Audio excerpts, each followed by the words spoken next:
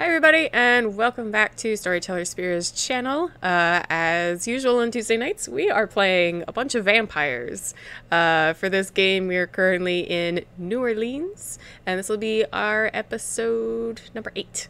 Yeah. So, how is everybody tonight? Chat, tell us how you're doing too. But in the meantime, my lovely PCs, how are all y'all?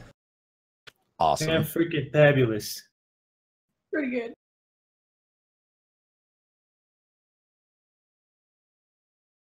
I mean, like, I'm not complaining. Don't get me wrong. Like it has joined Russian as one of my favorite accents. It's fun. It is really fun. And you do a really good job of it. Trying to teach this female friend of mine who just recently took up streaming how to count down before starting the stream, and she doesn't quite get it because she keeps going 5, 4, and then stops. And then randomly the stream starts, and no one knows when it was going to start because the countdown didn't exist. Well, I mean, if you can't finish that in your head with that part. If you can't finish that in your head, that's a problem. And then second of all, the last 3 times I counted down till 1 and then still took about 2 seconds to click the right buttons and move over. Everybody was in the middle of talking. What are you talking about? This is clearly a personal tag. Yeah, he was talking about somebody else. No. He was talking about... Yeah. When you started, I was like, oh man, that's awesome. He's teaching somebody how to stream. Like, that's really cool. And then I was like, oh, he's no, being an asshole. Really passive. No, he's just an asshole. Okay. What? No, I never claimed to be anything else. I have never seen Koznak be an asshole ever in Just my getting life. into that Theo character early. You got it. Theo's not an asshole. Yeah, he's just a nutball. Yeah, I mean, he's like an asshole in that way of like, oh, you fucking asshole, I don't want to deal with this right now, but he's not actively trying. Right, I was gonna say, there's at least one quote from Abraham saying, like, verbatim, you fucking asshole, in response to, like, I think... I think that's when I dropped the goat off. Yeah, I would say that's maybe an asshole, thing to do. He could have hired that goat its own personal butler to look after it for the rest of the night. He's fine. The goat's probably dead. No, the kicker is I'm pretty sure you witnessed the goat.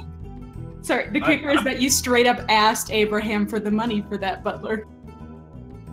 I really hope that we check the newspapers and there's like a story about a goat loose. Yeah, no, not that your characters know this, but I did already declare in canon, he's just gonna be like Gompers from Gravity Falls, just kind of shows up in scenes now and then.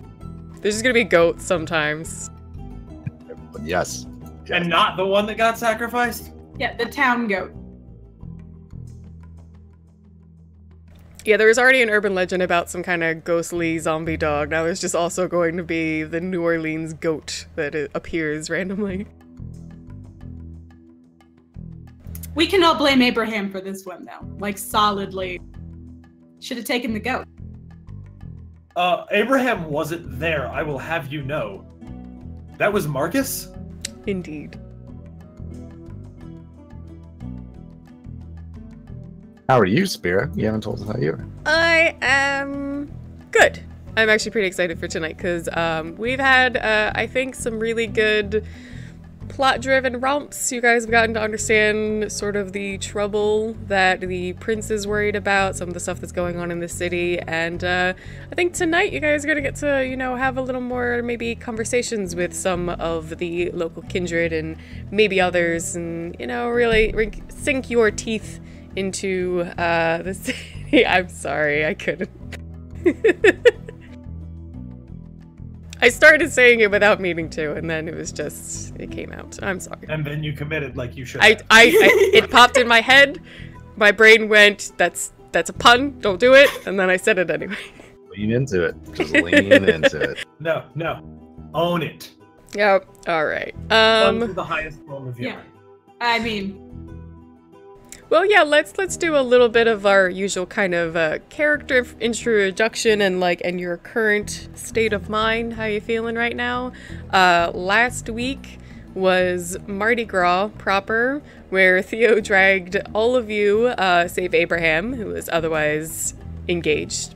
But he dragged the rest of the kindred and our lovely mage here to a party in a cemetery hosted by Baron Samedi and his sister, maybe wife. It's the lore is a little confusing. Bridget, and it ended pretty interesting with the Baron running off to deal with some very upset Lupin, and Theo begrudgingly led the people back to safety. I followed them back to safety. I did know the Well, let's start with Luther. How are you feeling after that Mardi Gras night? He thought it was a lot of fun. He is a very caring person, so he's worried about our new friend who was host of the party going and fighting off a bunch of people. But Theo seemed pretty confident that he was going to be able to handle himself, so that part's all right. But yeah, I mean, one of his faults is soft-hearted, so violence is not his thing. Mm-hmm. And yeah, he thought that this was being handled or talked to or was in someone's hands, that this wasn't going to be a problem, but it looks like it is. And now it might need to be dealt with. All right. Rebecca, how did you enjoy your night out with the Kindred, getting to view a proper traditional kind of voodoo ritual healing ceremony? That part was really neat, like super duper duper neat. On the whole, I would say flippin' terrified. Like, they've kind of been up to some high profile shenanigans lately, and then she met the Baron Samedi, which is somehow came unannounced in comparison to the prince, so she's sort of like dreading what that's going to be like. But like otherwise, there were some real gems. They drank a lot. She had a great time. Awesome. And then Theo, my dear Samedi, my Baron Samedi's grandchild with an E at the end. How did you feel? He was a little miffed he had to leave and didn't get to fight a zombie apocalypse. So that sucked. But yeah, he's happy everyone got home safe. He's kind of enjoying the fact that everyone was betting against him to take them to an actually good party, and he did actually take them to a good party. So he's like, yeah, look, I could do a thing right like once every century. It's fine. And so Abraham, you got a text from Theo inviting you to this thing, and a little while later, when you didn't respond to him, you got a second text that said, "Fine, be that way." What was Abraham getting up to during Mardi Gras? Being excessively annoyed that I had to be at a corporate meeting on Fat Tuesday in New Orleans. Who does that shit? And also, I texted Theo at one point, kind of tongue-in-cheek asking him to save me, and find out that he's hanging out with Baron Samedi, which just makes me more bitter. There's all those stiffs, just had to get those numbers crunched. All right. So last week's game was on a Tuesday. It would have officially been, February 13th, for sake of timekeeping. So it's actually been a few days. We'll say it's getting closer to the weekend again, maybe like actually Friday.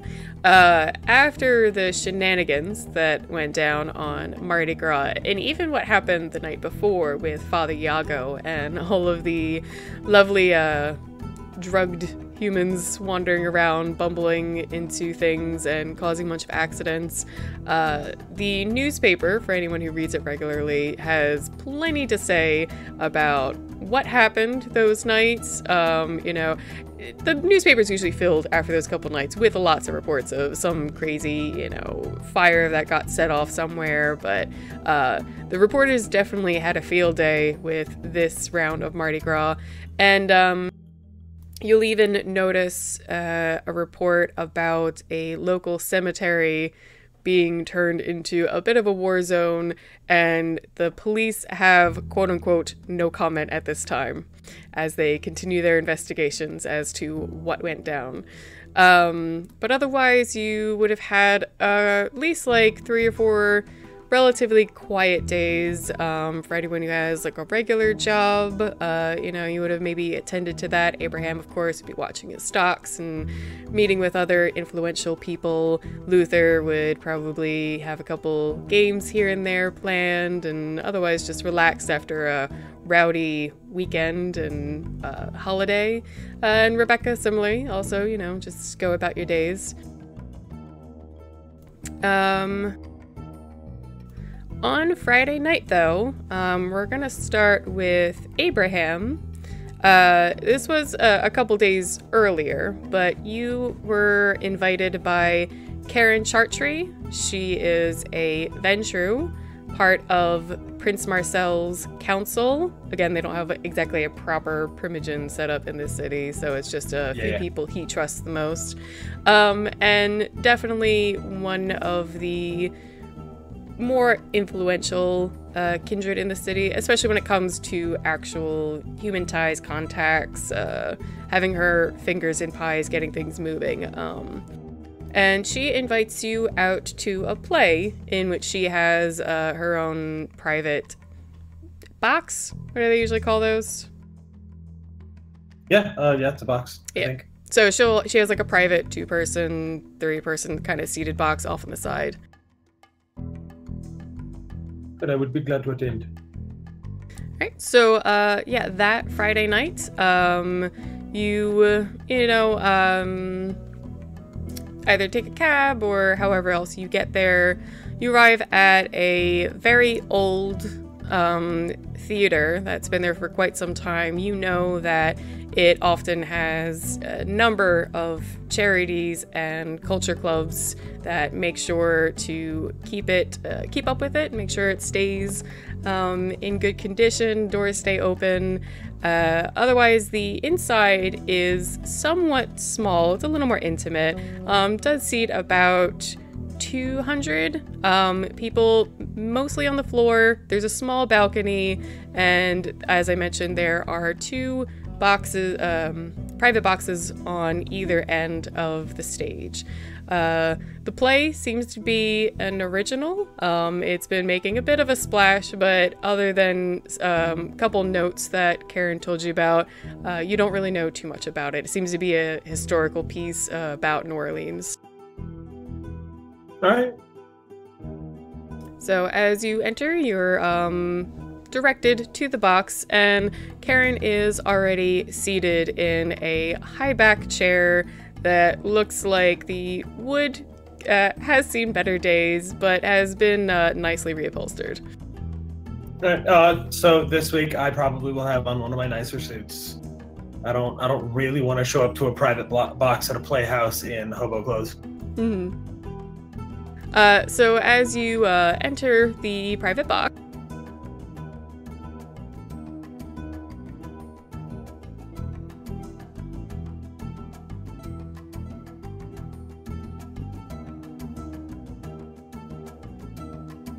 yeah.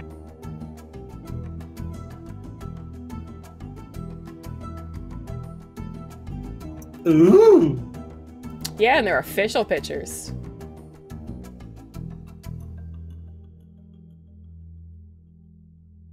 There we go. So she has like long, slightly wavy, dark, very, very dark hair. Wait, I think maybe muted. Give us a second. Yep.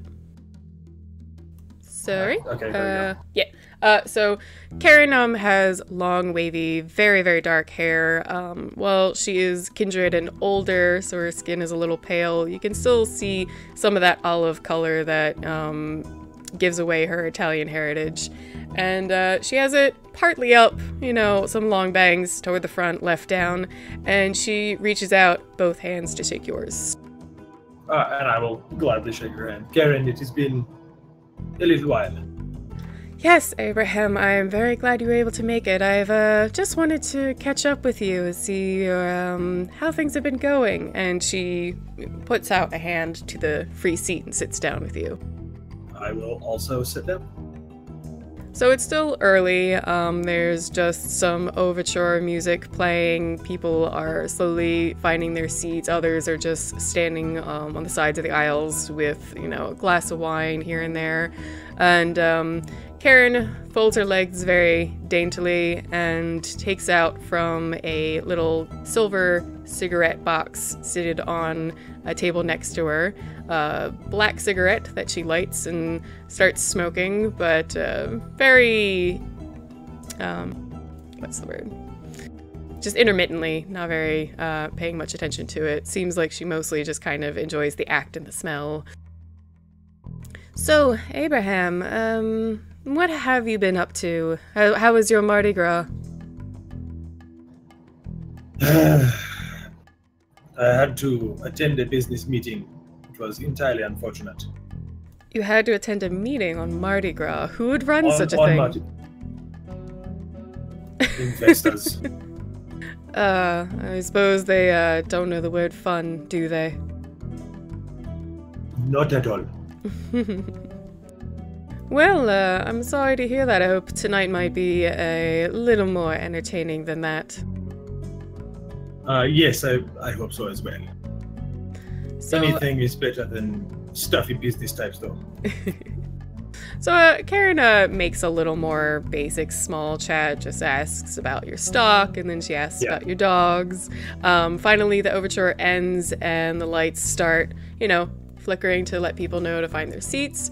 And a couple minutes later, the play begins. Immediately, the actors, sorry.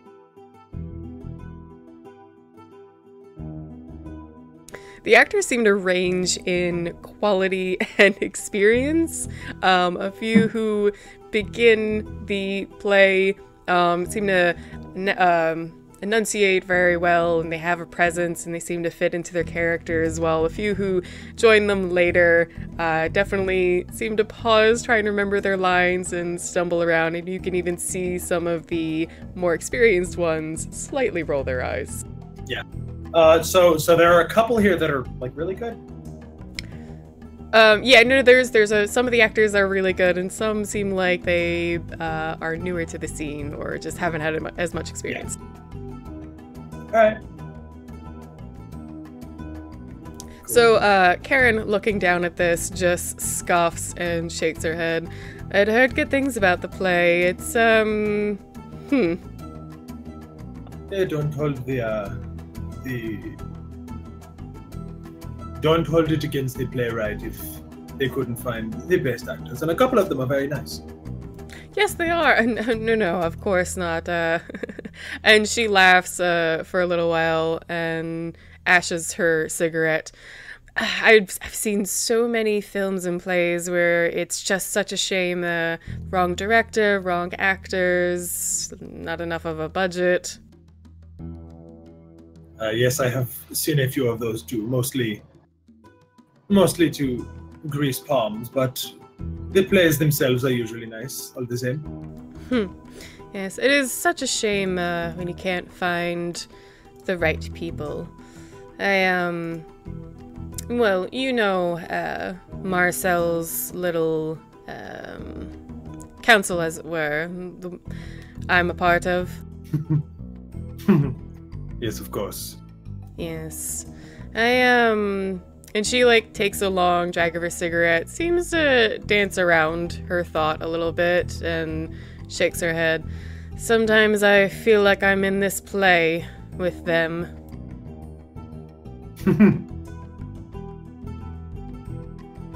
Tell me, Abraham, I believe you are, a long-standing member of New Orleans. You grew up here?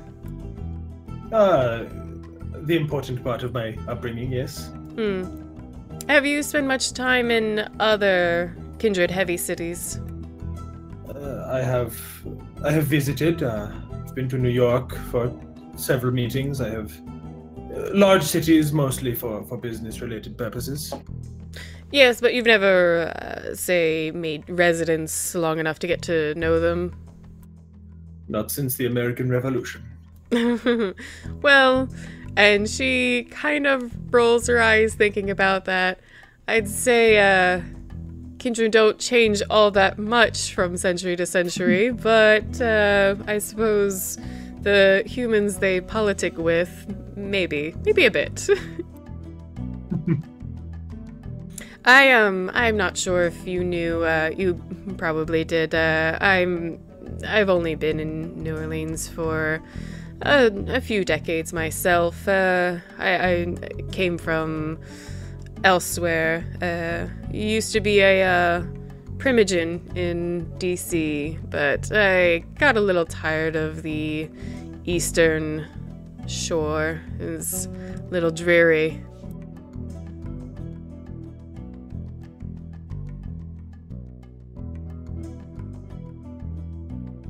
I'll nod. Yeah, if he seems like not really, Yeah, you know, not- she'll I'm being pleasant. I don't know. I really feel like she's trying to get to something, and I have the patience. I'll let her get there. She takes another long drag on her cigarette and ashes it, and it's pretty near the tip, but she seems to just hold it in her hands anyway. Coming here, I was very happy to join Marcel's council, but I'm not sure it's the best situation. I was hoping to get your opinion, but perhaps, She trails off again and thinks, well, it's just, do you think the structure here is actually all it could be? To be fair, I don't have much in the way of comparison. As I've said, I was not a kindred the last time that I spent any length of time in a large kindred city. Yes. And she stares and watches the play for a little while quietly, putting out her cigarette and then lighting another one. It's just, I feel like with Dutch on the council, and you'll know that he is essentially the leader of the Bruja, even though there's only a small number in the city. And of course, Sebastian, which she says with a little extra bit of kind of vile, Sebastian, you would know, is one of about 3 Tremere in the city. And there is an ongoing kind of... The Tremere of New Orleans are very much looked down upon, and it's kind of said that if you aren't, really worth your salt in the Tremere, you end up in New Orleans.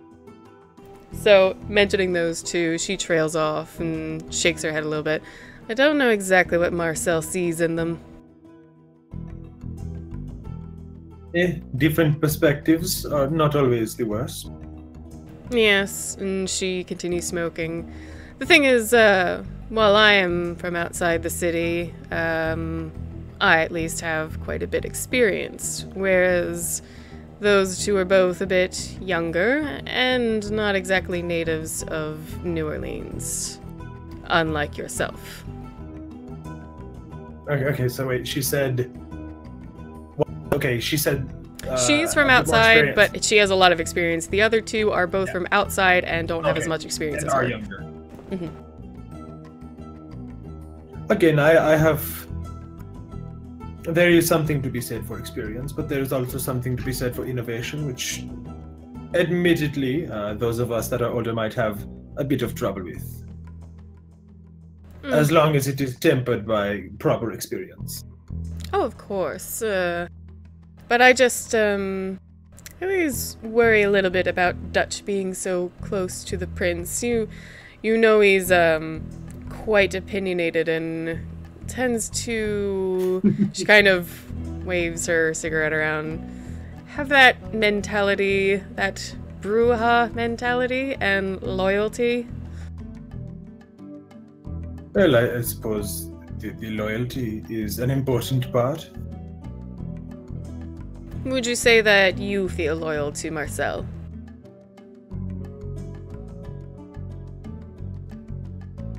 I am loyal to New Orleans. He is in charge of New Orleans, therefore... And trail off. She chuckles and just nods at that. She's not looking at you directly. She's staring absently at the play. You can kind of tell she's not really paying attention to it. Yeah. And just continues absently, now and then taking a drag of her cigarette. I can completely understand that. I believe that maybe be Dutch's point of view, as it were.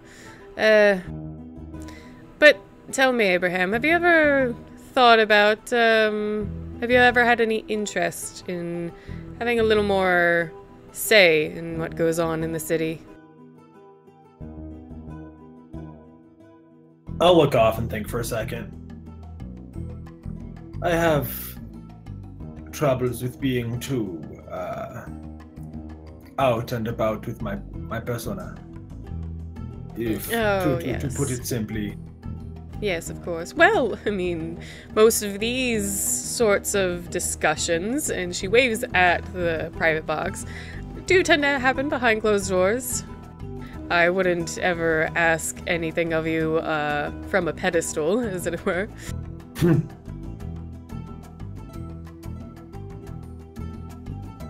She'll take your kind of less than direct response and quiet, and she'll like recross her legs and start to look a little uncomfortable.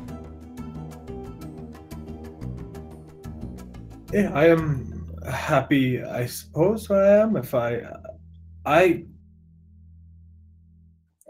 had wanted to try for more of a position, there was an opportunity. How many years ago did the new prince take over? I can give you the actual date if you give me 1 second.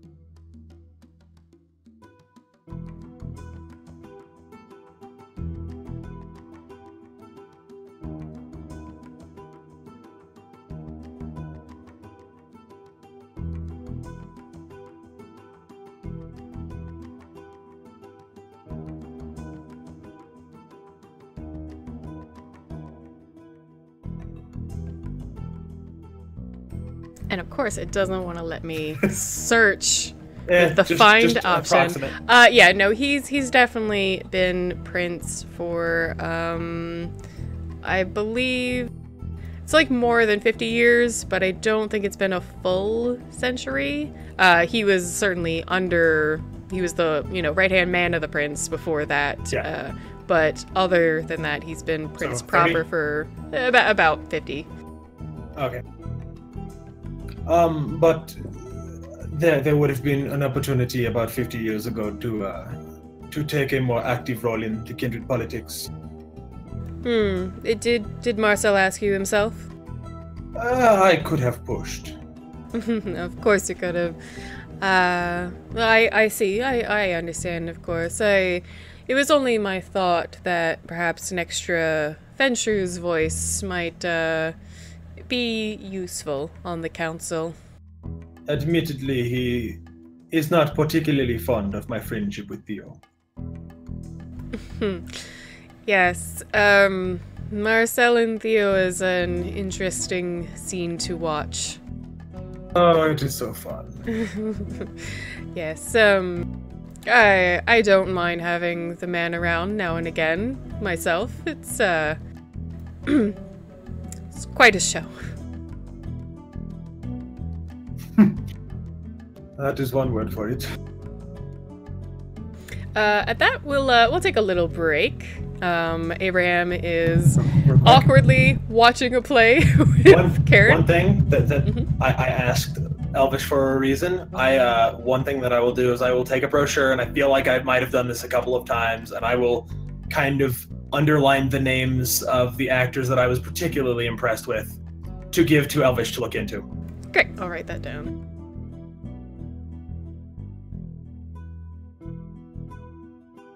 All right. In that case, we're gonna check in with Rebecca, and it needs to be evening time for you.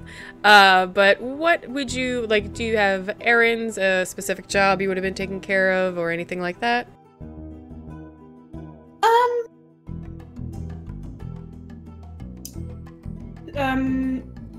Other than like a weekly go and do shit at her node, take care of her like actual job,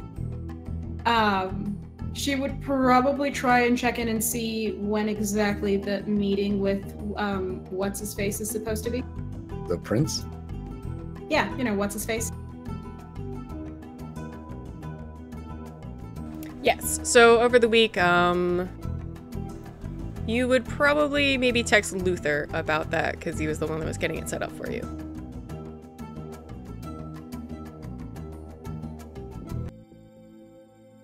So after about midweek, a day or so after the festivities have died down, you go ahead and text Luther. He checks in with a couple people, and they get the meeting set up for Thursday night. So this will actually be the night before from where Abraham is. Okay.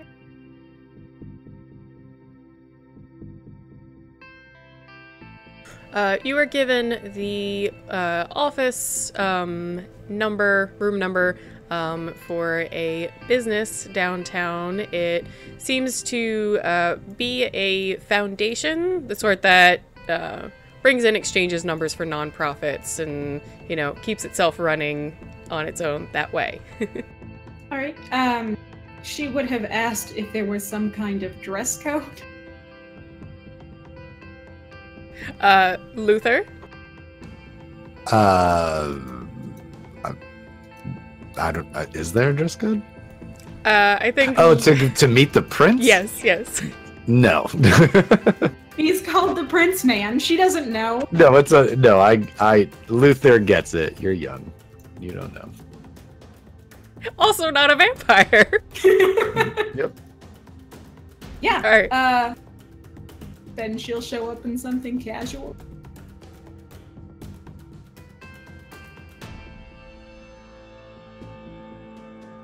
Alright, so you walk in the building, there is a secretary's desk, and once you give her your name, she, points you in the direction of the office.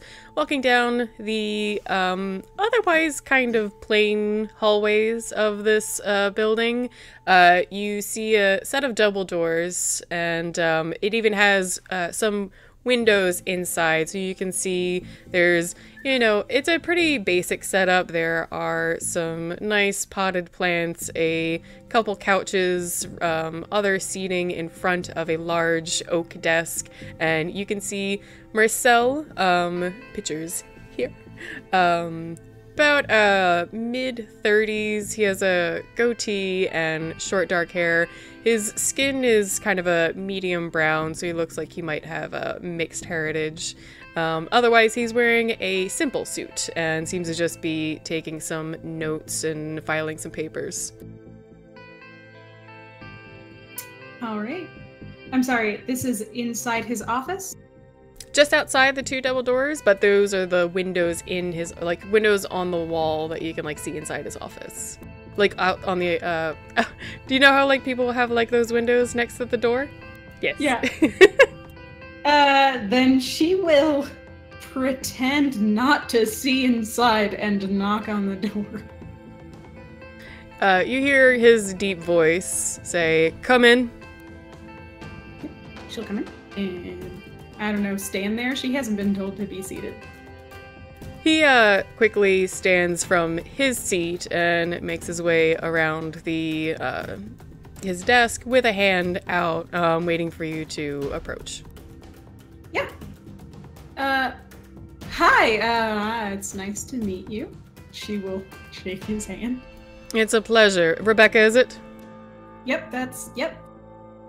So he shakes your hand and points for you to take a seat opposite from the side of the desk he was on, and he makes his way back to his seat. All right.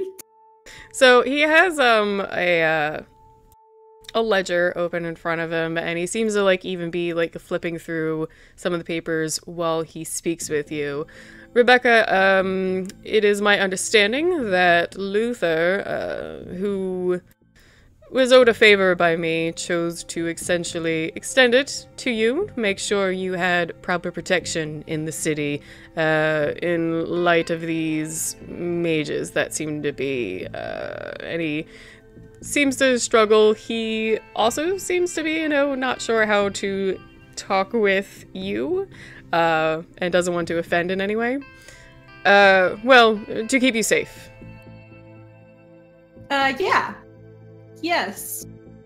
Now, I just needed a bit of information. I don't need to become too personal with your own life, but I need to know, of course, where you live. If you can give me some basic details of your day-to-day life, things that my bodyguard can keep an eye out for. I can't afford to have someone trail you at all times, but we have networks for information that if you are in trouble, they should be able to get to you quite quickly. No, I don't need a bodyguard at any time. I don't know, do you guys have like a vampire life alert system that I could maybe... He raises one eyebrow, looking a little confused at the concept. A life alert? Yeah, like, I've fallen and can't get it. Have you not seen the commercials? I'm sorry, I don't watch much television. I'm told whatever's important for, speaking with others. Whatever this concept is, it sounds like a phone call or a text message. Yeah, it's a button that elderly people who have problems standing up use to call the police when they fall down. And he looks around his desk in a kind of joking manner. I don't have a button, but if you have a cell phone, I think we can make that work. Sure. Yep. She will just hand him the whole phone. He looks very awkward being handed someone else's cell phone so abruptly, and sets it down and starts, like, pulling up your phone number, but still looks like a little bit awkward to be dealing with it directly.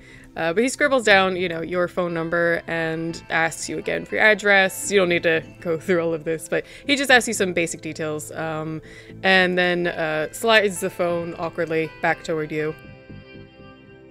Yeah, no, like when he starts to kind of, I don't know, fumble with it, she'll kind of look over and point and give kind of maybe directions.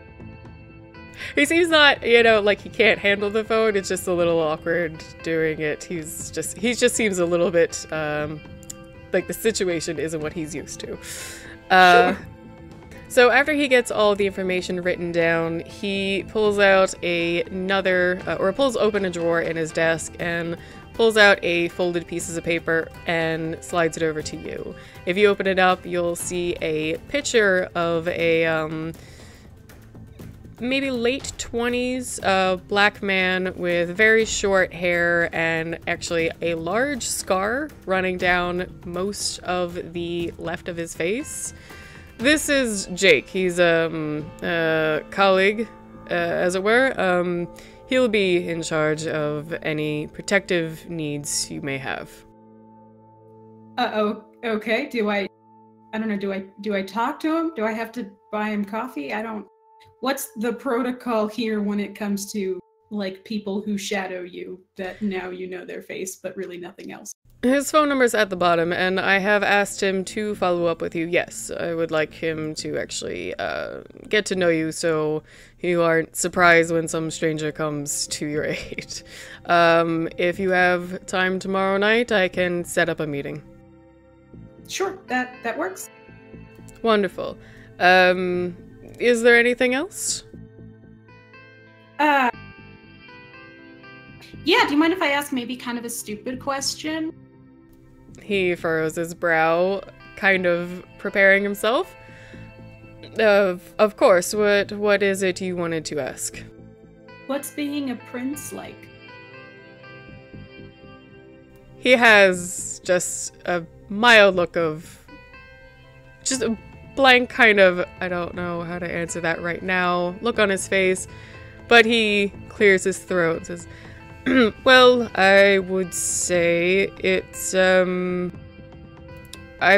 perhaps like being a mayor of a small city that's settled inside a larger one. I have my own, citizens, as it were, among the kindred to mind, take care of, and protect, and the rest of the citizens of the city are not my direct concern, but I also have to be aware of what's going on, speak with the police, keep aware of the news, that sort of thing. It certainly isn't the exact royalty that it sounds like.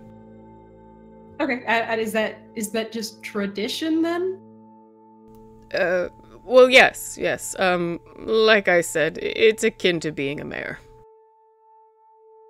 Okay, well, it's good to meet you, Mr. Mayor. I'll get out of your hair. Yes. He stands again and reaches out a hand to shake yours one last time. And, Rebecca, if it is not too forward, I might like to reach out to you again in the future if we find more or better information about these technocracy mages. Not sending you out on any missions, but if only I can bend your ear once and again. Absolutely. Well, if that is all, then I hope you have a good evening. Yep, and she'll just make her way out. Alright.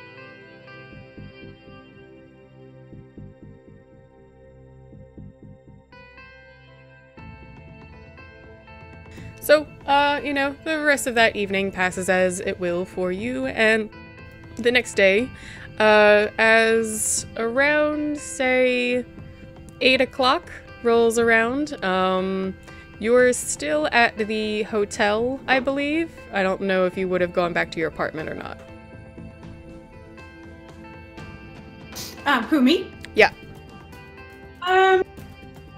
Yeah, she would have. On her way, though, she would have texted Theo saying, WTF kind of prince doesn't know what life alert is.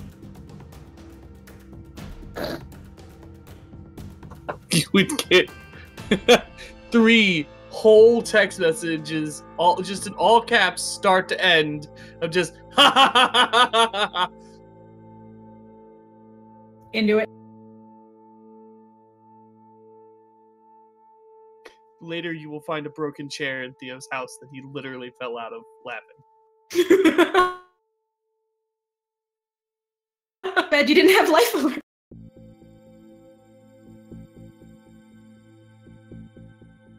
So, back at Rebecca's apartment, now settled back in after her little scare of maybe some technocracy mages trying to find her. Your familiar, Petunia, or Tuna, comes up and starts patting at your leg, seeming a little annoyed. Okay, yeah, no, she'll heft that cat up and kind of just put her under her arm like she was a football.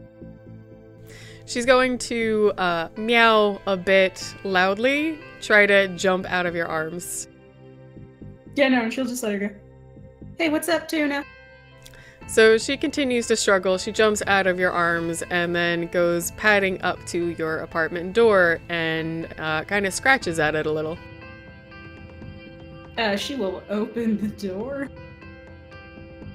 As you open the door, you see the man, at least by the picture that was referred to as Jake by the prince, standing there, head down while he's texting. He looks up suddenly, once he notices the door opened.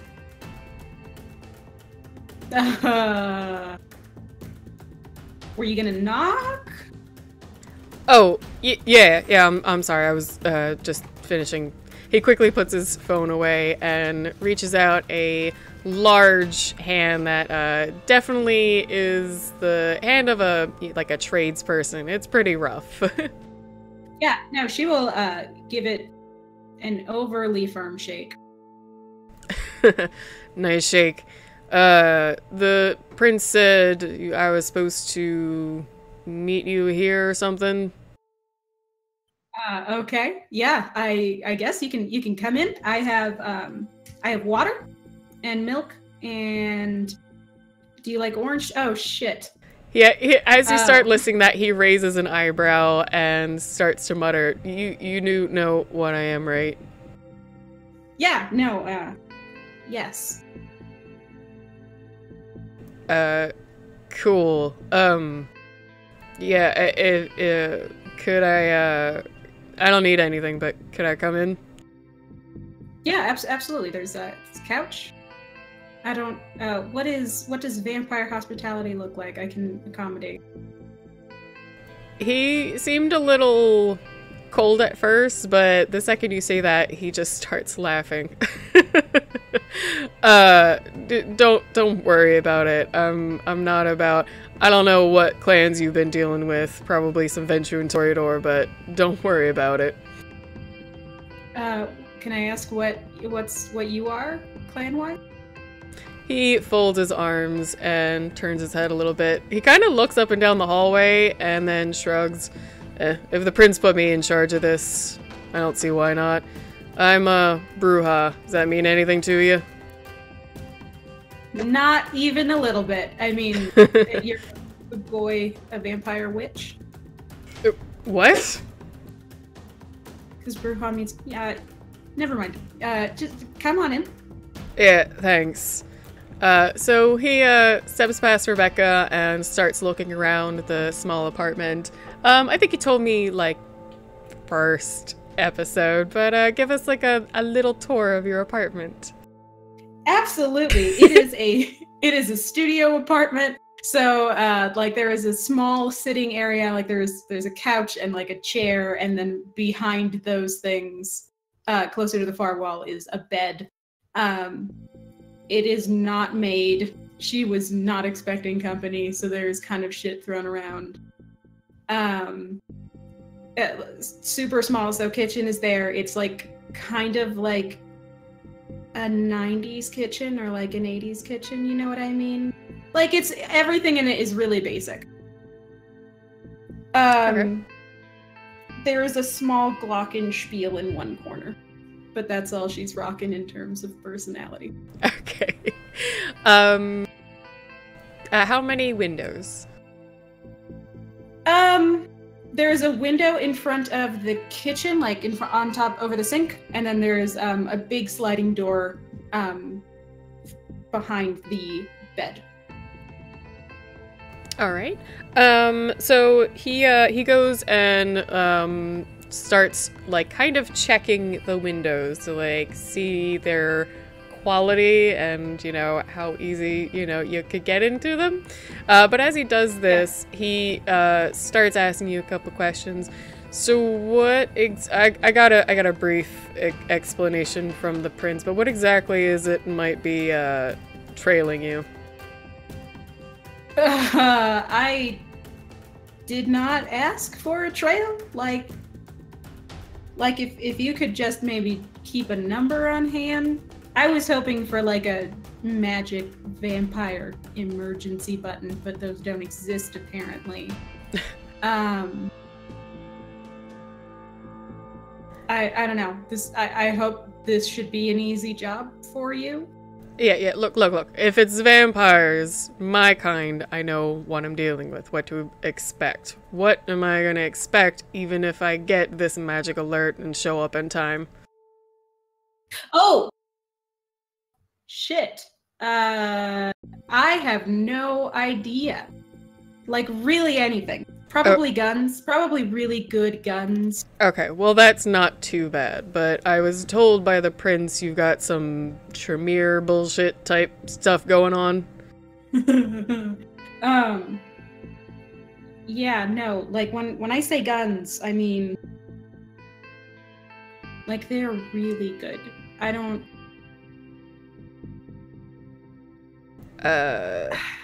So, like, expert marksman that can shoot magic bullets or something? Is that what we're talking about? Yeah, sort of that. Okay. Do you know about how many might be looking at you? How often I should be expecting this call? Well, we ran into 2, and I mean, I haven't really seen them since we ran into 2, so anywhere between like 2 and, I don't know, 100? He finishes checking the second window as you say that. He folds his arms again, and laughs at that.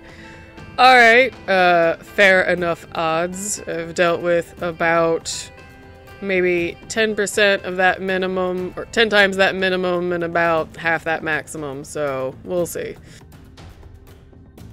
Cool. As long as it's, yeah, sure, great.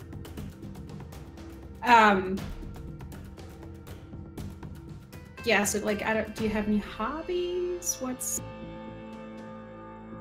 He looks a little bit confused because he came in here very business focused, but turning his head a little bit, he smiles and says, yeah, I suppose you could say that. Most people do, don't they?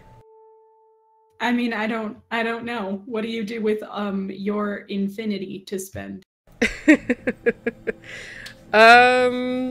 He's with his arms crossed, he kind of leans more weight on one leg and starts to seem to relax a little bit.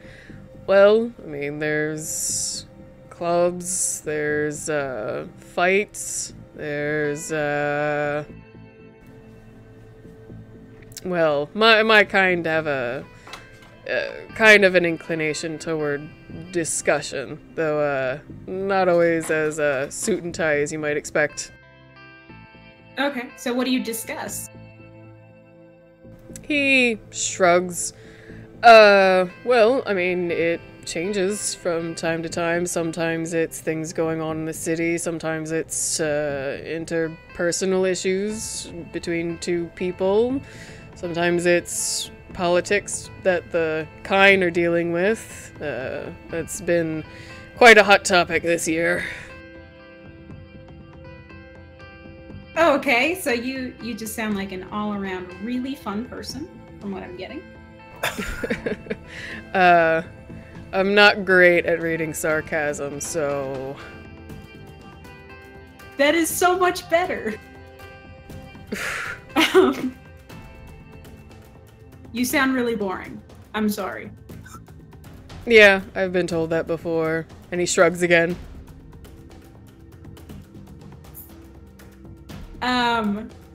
Yeah, she doesn't have super much to say. She would go and get herself a glass of orange juice. He, without, like, any awkwardness, like you kind of felt with the prince, just continues to stand there, though, like, he doesn't seem bothered by you telling him directly that he's boring. But as you go and get yourself a glass of juice, he kind of follows you a bit towards the kitchen. So, what exactly can you do?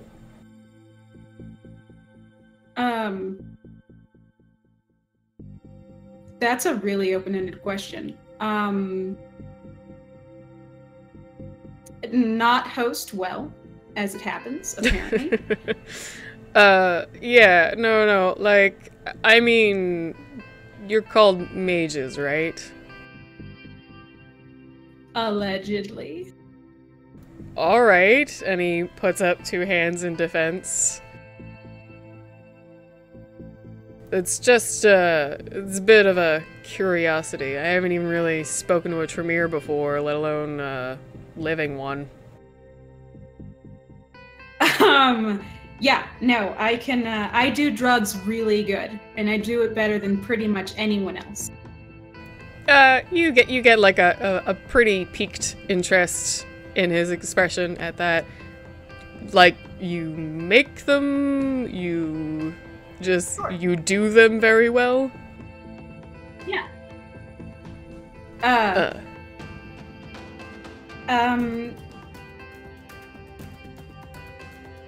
You know how, like, you see in movies when people, like, smoke a thing and then suddenly the universe comes into view and, like, I don't know, the trumpets, basically. Like, all of the tropes. Yeah, no, I've seen a couple of those movies. Like that, but actually. Uh-huh. I mean, I've tried a couple things, both before and after, but, yeah, I guess it's not exactly the heavens opening. No, it is, though. Like, for me. Yeah, and I get what you're saying. Well, does that have to do with the magic stuff?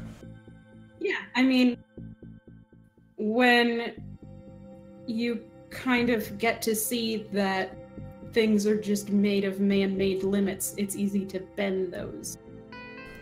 Huh. And he seems to really respond to that one comment. He leans on your counter and says, I'd love to see you at one of our debates. Okay, but what do you debate? I don't want to talk about, like, vampire politics. That seems boring. He gives a lopsided grin and says, well, honestly, sometimes it's just a fight for someone to pick the topic. Oh! Well, I don't. If you have a business card, I'd be there. We don't usually have people outside of our clan, but maybe I can find an exception for such an interesting exception. Well, I appreciate that. So he leans back up and gives your small apartment another glance. Well, I really did just want to get an idea of your living space. Most times if someone's gonna try anything, if it ain't on the street, it's gonna be in your own home. So, but I think I've seen everything. Your windows don't seem particularly secure, so I'd maybe look into that. But otherwise, I believe you have my phone number? Yeah. Alright, good. Well, I suppose that's it. And, yeah, let me know if you ever need your ass saved. And he starts heading toward the door. Like, the second he makes that groany sound, she is going to fucking lose her shit. What, the, like, dad stretching after finishing painting something? Just, Why does he have to make that sound? 'Cause he's a guy who just finished a job. I don't know, like, to her, he is an immortal, like, he never gets sick. Now he's making, like, father achy pain sounds. It's kind of funny to her. Okay, then if Rebecca starts laughing hysterically, he's gonna, like, stop, look, just after he says what he said, and he was, like, going to turn, he stops and looks at her. What's so funny? I don't... Do they make arthritis meds for vampires?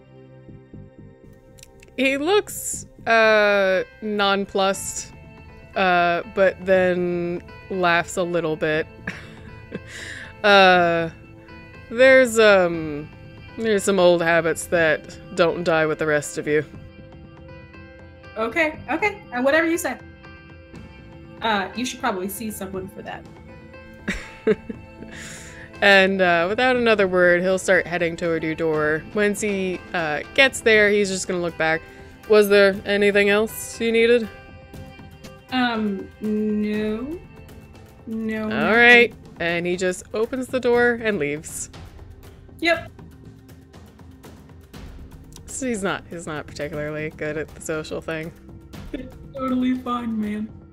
Alright, it's a little early-ish, sort of, maybe not. We're gonna take a tiny break so we can get Elvish in here and I can do all the camera swapping. Actually, I don't think I have to. Nice. I am embodied bones.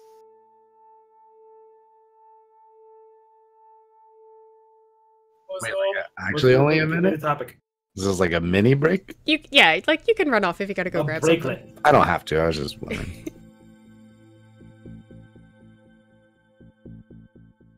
I'm excited that you finally got a bodyguard and you're so fun with him.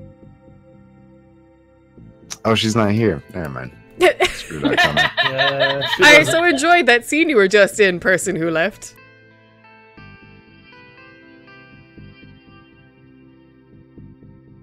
Alright, nice. Dinah's in the Also, house. The word nonplussed. It's a terrible word. I know. I love it. It has two literally opposite meanings. I know. To say nonplussed, it's like I don't know what his attitude is. Can Does he something really just care? Or does be he not just- give any kind of shit? Can something be just plain plussed? Like, is that... Okay, so nonplussed? So it be nonplussed If it means can be like nonplussed, it's can a it be plussed? it's supposed to have two meanings. When for future reference, when I randomly pull that out of my ass again, I mean the like unaffected, unamused, like doesn't really react. I do too. Because that's what it makes more sense. Non-plus, there's like no additional reaction. But yeah, no, supposedly But like, it also technically, means... it also equally means totally stressed and invested in the circumstance. Yeah, it's just... No, okay. I mean, I meant, he was just like... Yeah. huh? I gathered based on context clues. The word kind of annoys me as a general, like across the board. Hi, Dame. I don't use it much, but it kind of fits when I want someone who has like has that kind of really like blank, like what? Yeah. Very pragmatic. So yeah, I decided as I went to the play that Abraham would just keep an eye out for impressive artists to send them Dinah's way because he knows that she wants to sire somebody at some point. If Theo were a fly on the wall during your theater meeting, he would be proud of you. Why specifically? Because I said that the prince doesn't like my friendship with Theo. Yeah. Also, I mean, like Theo you does, do. Go ahead. Theo does fancy himself a prince in a way, or at least as important as the actual prince, if not more so. Yeah.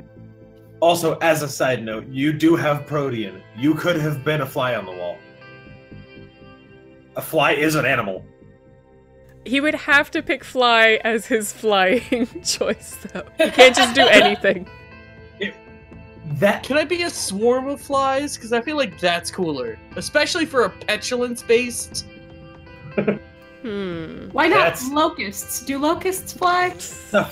Locusts. Yes. Wait, hold on. destroy. Do you- Flies did you are mean- just gross. Did you mean pestilence or Thank you. petulance? Yes, I meant pestilence. and I Okay, said- because I was Though, to actually be like, fair, on No, a you know common what? note, though to be fair, both kind of fit for Theo. right? Yeah, I was gonna Like, say wait, they both. which one did you mean? They could both fit.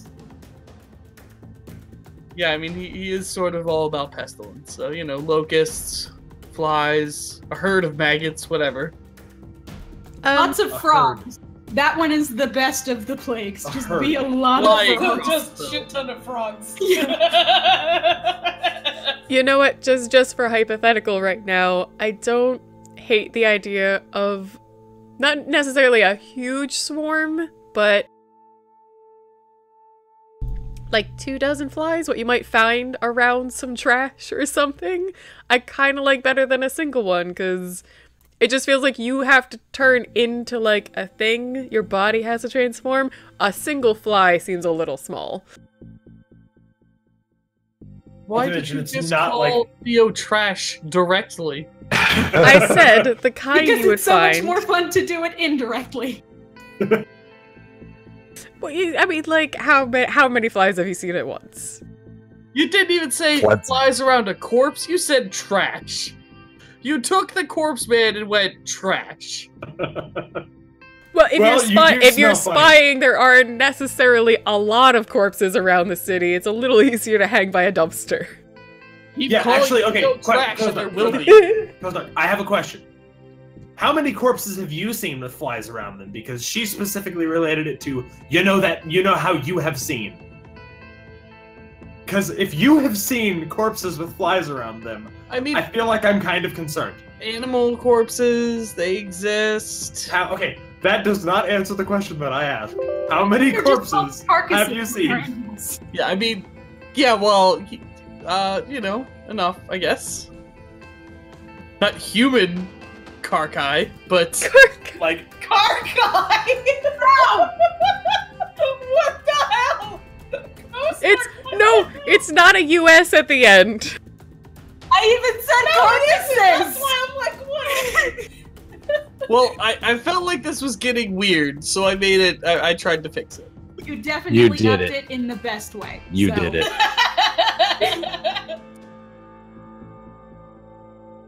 I don't even know where I am right now. Okay.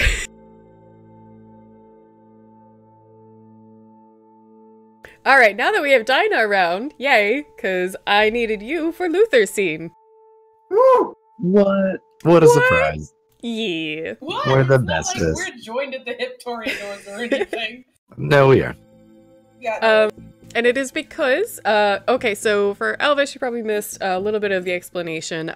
After Mardi Gras, it's going to be about a few days later. So over the next couple days, both you and Luther would get an invitation, and not from a kindred specifically, but just because you're both involved in the culture societies in New Orleans, you got invited to a new gallery that is, from what you were able to like dig up and understand, it is a human hosted one, and like most of the artists are probably going to be human, but you know that there's probably going to be a couple other Toreador there, or even just other kindred that are interested in the arts in the city. So it's going to be mixed crowd, but not official Elysium. And that will be on Friday night. Fun. Isn't it convenient that all of these things are happening on Friday night? I mean, it's the start of the weekend, right? Exactly. All right. So, do you think you guys would text each other, find out if you're both going, or would you just show up? We would probably text each other and see. Like, Luther would be like, "Oh, here's this thing that like."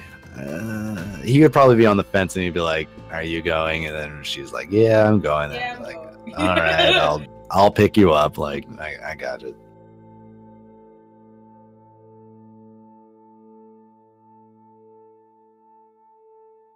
All right, so Friday night rolls around, and the gallery is supposed to open at 8 o'clock, but of course it's one of those things that sometimes is a little more of a show fashionably late. So Luther, you're gonna go pick up Dinah from her apartment. Yeah, she could hear the car from like a block away. Like, she could hear it. It's a loud car. Oh, that's right, you dumped into cars. And your resources. Yeah, he won his car back last time. Yes, he did. I almost fucking lost my car. It would have been We a have sad timeshare fucking day. We gotta split in New York City. Yeah, we came out on top on that one. Oh yeah, we did. Fucking I'm hope keeping your Ravnos split. Yes. That's mine. All right, Dinah. So you recognize the sound of Luther's, and SCB. You know cars better than I do. So tell me what you get. Well, so when we started out, I said that it was a Lotus. And then I told you that I would like to gamble up for a different one. And then you're Okay. like, we need to figure out like luck rolls. And then we never talked about it. So you tell me. Constantly have different cars every time. I'm down with that too. Just constantly having a different I car like every that time. you gamble and maybe it goes up and down. Like sometimes you show up with something not as nice, and people Yeah. can like I kind was of gonna tell bring it up like to how you. well your last I was game gonna. went. Yes, I was gonna bring it up to you. I think every week at the start of the game we should do a roll. And if it's like at the low, he had a bad gambling week. Like he's not wearing suits anymore. He's wearing hoodies and driving around in like a beater Kia.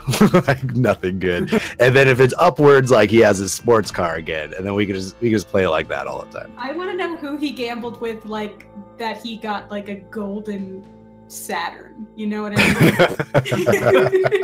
he probably lost some money, had to borrow some from his sire, and he went to like a used car lot that for some odd reason was open up late, and he had to or a Craigslist one late at night for fucking buying a what Daewoo's? Yeah, an old school Daewoo, like lime green. No, I'd much prefer to be like, oh no, that's that's Chris. I bet him a packet of chips and I got his car. He works down at the gas station. All right, you know what? We're gonna maybe subject to change, but I think I really like this. We're gonna make it wits and self-control against difficulty 8. Okay. And my thought process is, because especially just thinking about poker in general, which I do really love myself, it takes some wits to think about like what you have in your hand, your general chances without card counting of getting something compared to also looking at people. That's kind of perception, but I'm just gonna go with wits because I think it's close. You can kind of like it's just kind of like going by the seat of your of the game, just kind of like, you know, playing it out, playing your partner across from you, and then self-control is gonna be that not betting too high or too fast. So go ahead and roll me that. Gotcha. Hey, Cool. Okay. Cool. it's not a botch. It's not a botch, So- but it's bad. So a failure, I'm gonna say you went down a touch, but nothing like too bad. You still got a nice car. You got high resources, so like you can still get a nice car, just not as nice as the Lotus. We'll have to try again. Give me a price range. What's the price range of the Lotus? Oh, Like high. three- What? No, I know high. Like It's like 200,000 versus 500,000 is a difference. Yeah. Let's go 200,000.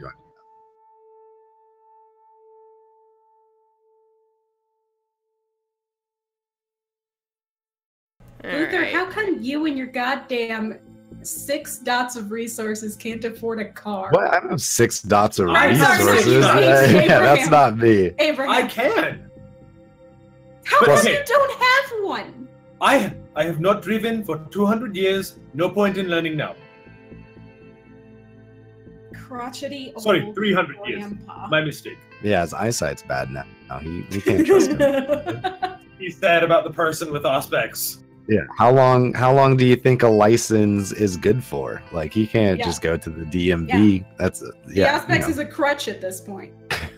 So like I don't know cars, but I oddly get like really curious, like the same way someone tells me something about science and I'm like, oh, tell me more. All right, so you can go with a 2017 Nissan GTR. know. Okay. Yeah. No, that's something you would drive. I looked it up. It says it's about 110 or 111K. So that seems for a loss, not too bad. That's not bad at all. So yeah, I'll do that, and we'll drive. Or yeah, she'll still be able to hear the car. That's still obnoxiously loud. Dinah will be downstairs waiting because she heard the car a block away. All right, Toreadors, we need to know what you're wearing. Oh, of course, hold on. What? Did they give us a dress code?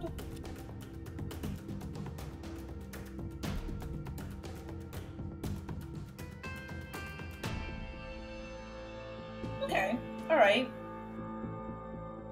What is the weather like right now? I mean, it's still February, but it's also New Orleans. It's mid-February and New Orleans, so it's gonna be not super cold. So like maybe like kind of any dress you want with a shawl should be okay, especially since you're kindred. Okay. She will be wearing one of those nicer, like kind of a plum color sweater dress thing with like tights, love but then the those. sweater dress has got those little sparkly like dots on it. You know what I'm talking about? Yeah, And then like a belt around the waist. yeah. Luther. Luther would probably pull out like an old, like, since it's a little bit cooler out, so it's gonna be a little bit thicker material of his suit, but it'll be like the plaid checkered. Let's go with the old school like Scottish green red. Nice. All right. So Luther pulls up and Dinah's downstairs. You head to his car. Yep. Hey Luther, how you doing, honey? No, well, you know, I'm doing all right, Are you ready for this event of the night? Absolutely. We'll see if it's kind of worth going to or not. Either way, I'll have fun. Well, we'll make it something special if it ain't already. Seatbelt. Exactly. You're right on my wavelength, honey. Luther just looks at you until you put on your seatbelt, even though it's pointless for us to wear. She looks at him like, really? And then puts her seatbelt on. And then he speeds off at a just stupid speed. For fun, because I always feel bad if people put a lot in cars and don't get to use it. Let's have a roll. There's no botching. Just pass or fail for being like, you know, showy. So, drive and what's my second? dexterity. Let's see how much you can show off without getting pulled over. And am I just doing it against 6? Yeah. Fucking ones tonight.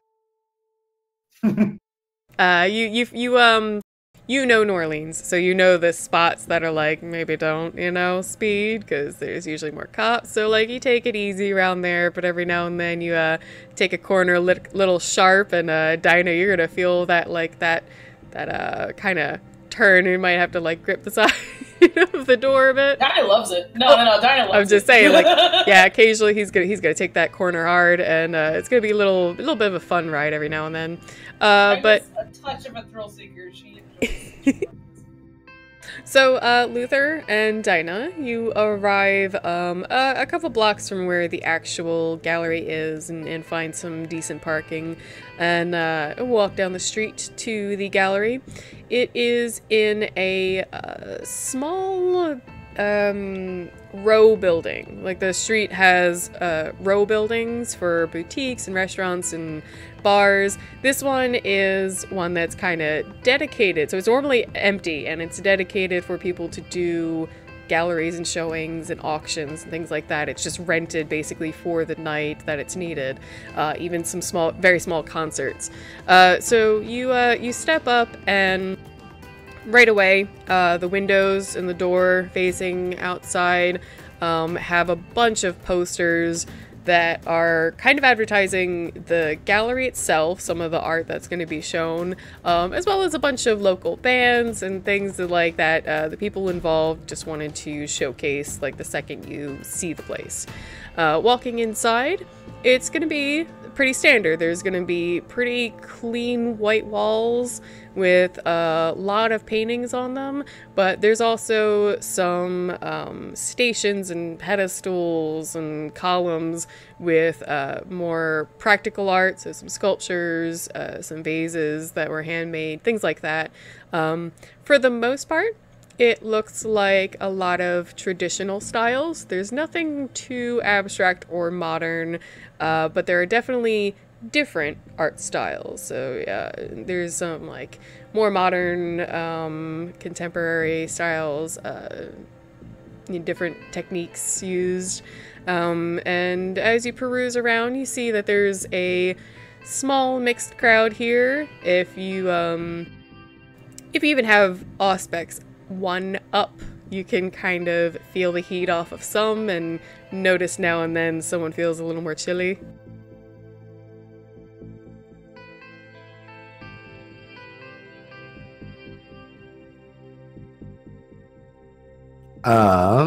Since I don't have that, is there anyone that I recognize just from sight? Not right away, but the gallery also has a second floor, so it's a short space as far as the width goes, but it goes down a lot further. Then there's a small stairway that'll lead up to a second floor, which is not always open, but for this gallery it is. Apparently there's a lot more to see. With each of the paintings and sculptures, there are also price tags. What would be like the average price of some of these? We talking like real high-end fancy people, or are we talking like maybe more grassroots, local? Like lawyers and doctors, or like CEOs? It is,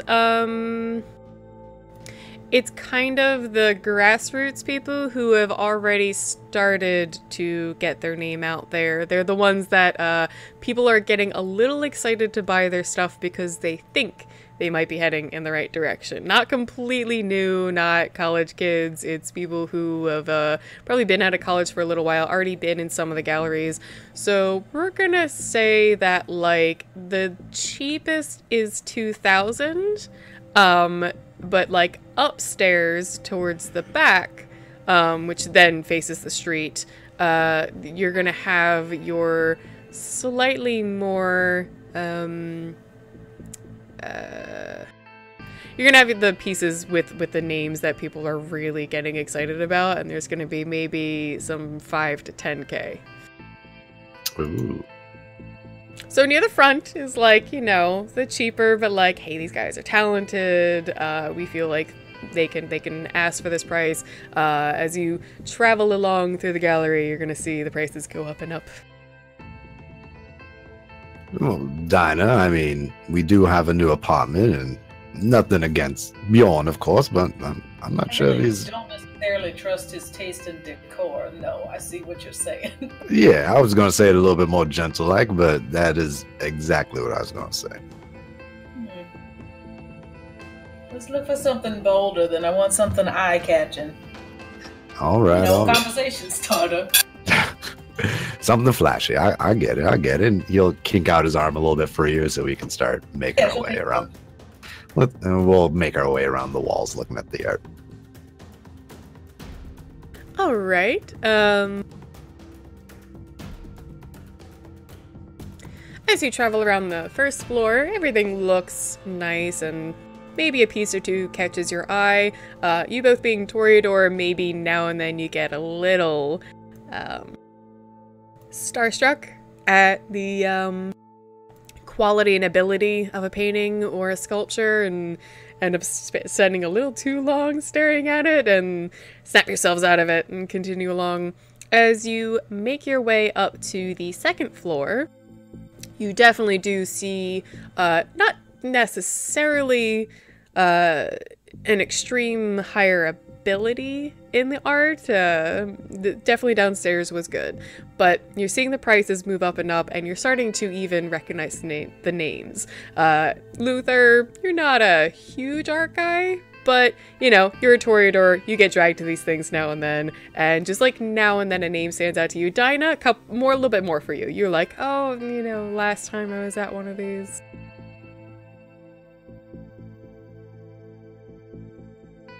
Well, last time that I came to one of these, I was able to speak to the creator who made this particular piece. He actually was trying to get into set design for films. So this is just kind of why it seems almost like slightly, you know, architectural in that it looks almost like a column, but there's a lot more going on to it as well. Luther will look at you and be like, yep, oh, yes, of course. Is I'm not boring you, honey. No, come on now. You know you're not boring me. This ain't exactly my cup of tea. Is this the one that you want, or should we keep looking?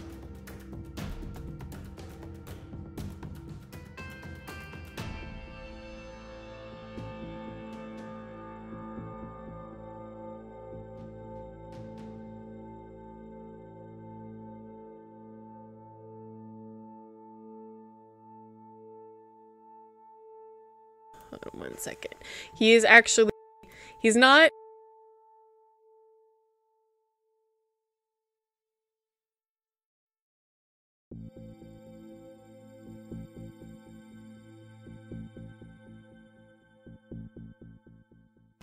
Sorry. The button's been acting up again a little bit. Trying to be better. But you see Joshua, another Toreador in the city and one of decent influence. He's not a part of the prince's council, but he does live with the prince. And you just know that pretty much all the other influential people have quite a liking to him. He is very high in appearance and just in general is quite charming, smooth talking, has a bit of a seductive side. Now, I would like a perception empathy roll from both of you.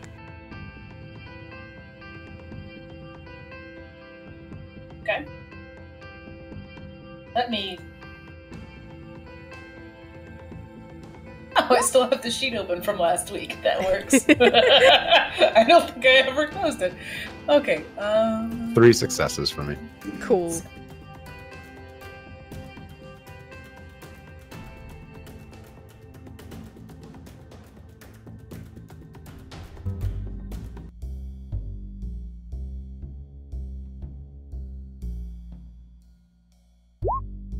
5. Nice. All right. Certainly, Luther, you see Joshua, and you know that, like, when you've encountered him before at parties and kindred gatherings and things like that, he can be a little bit of the life of the party. At most, he's a charming wallflower, but he'll still, you know, strike up a conversation with anyone who comes by. And generally has, like, a decent amount of energy to him. Tonight, he looks different. He definitely looks a little more drawn into himself, maybe even a little bit anxious, and he seems to be staring at the painting he's in front of without much focus. Dinah, you notice all of this, but to even like a stronger degree, something seems to actually actively be bothering Joshua. Like, he seems like something is definitely in the back of his mind and he is upset about it. Her eyes kind of narrow a little bit as she kind of studies him from across the room, and then she kind of nudges Luther and is like, does something seem off about Joshua to you? What, does he not seem as charming, as smooth as his normal self? You could kind of hear Luther's voice. He doesn't like Joshua. Joshua. It's actually Joshua, but I'm not gonna bother if you guys say Joshua. It's hard. It's weird. I said it wrong. You're fine. I have to like mentally go Joshua. Maybe not that he doesn't like him. Maybe that there's a little bit of jealousy there. He's just too cute, and just like, oh, this Brad Pitt looking motherfucker over here. Little frustrating to look at. For sure. I guess we should go over there and say our whatnot. I have never seen him quiet for more than 30 seconds. Well, I guess that's true. Maybe maybe he knows something. Maybe we get a little information about him. That's what I say too. And yep, we'll go walk over there. So, you go and approach Joshua, and as I said, he was kind of staring a little bit blankly at the painting in front of him, and it doesn't look like the Toreador lost in the art. He looks like he's just standing there. Even his hands are folded behind his back, and just like thumb kind of twitching against his palm. It does take him a second longer than you might expect, but he does suddenly realize the two of you have approached and recognize you. Luther, Dinah, how are you? Are you enjoying the gallery? Of course you're here. Gallery's fine, hun, but are you? You just look a little jumpy. Oh, yes. No, and he tries to calm his appearance. He brings his hands from around his back and folds them comfortably in front of his chest. I'm fine. It's just had some personal news that didn't sit so well. It's nothing to be concerned about. I just wanted to come out to the gallery, see how New Orleans was progressing, and he makes like a waving motion with his head. Certainly some of our younger artists around here are definitely doing well. Yeah, there's plenty of fine art around here. Just we thought we'd come over and make sure everything was going all right. We know you're in pretty close with Marcel. Just last time I talked with him, everything was kind of up in the air and a little bit hectic. So yes, nothing about Marcel or those folk. I just meant just to ask what's going on. It just seems to be bothering you. So. I appreciate it, Dinah. No, I promise it's nothing to do with Marcel or the city or anything. Just a friend of mine gave me some upsetting news. For them, I'm just a little out of sorts, it's all. All right. Well, if you don't want to go into detail, I won't push you. Has Luther heard anything about I forget the name of the dude who fought off the werewolves last week? Baron Samedi? Baron Samedi. Has he heard any news about Baron Samedi since the night? No, he certainly disappeared after that, and the only news you would have heard was the reports in the newspaper and on TV about how the cemetery had been kind of decimated, but the police refused to, like, say anything more right now. And if you said the Baron, would he know about, would it be Baron Samedi, or do you have to say Baron Samedi? Cosnark has his hand up? No, Yeah, you don't if have your hand up? If Theo wants to say something, go ahead. No, I wanted to specifically ask about our lore.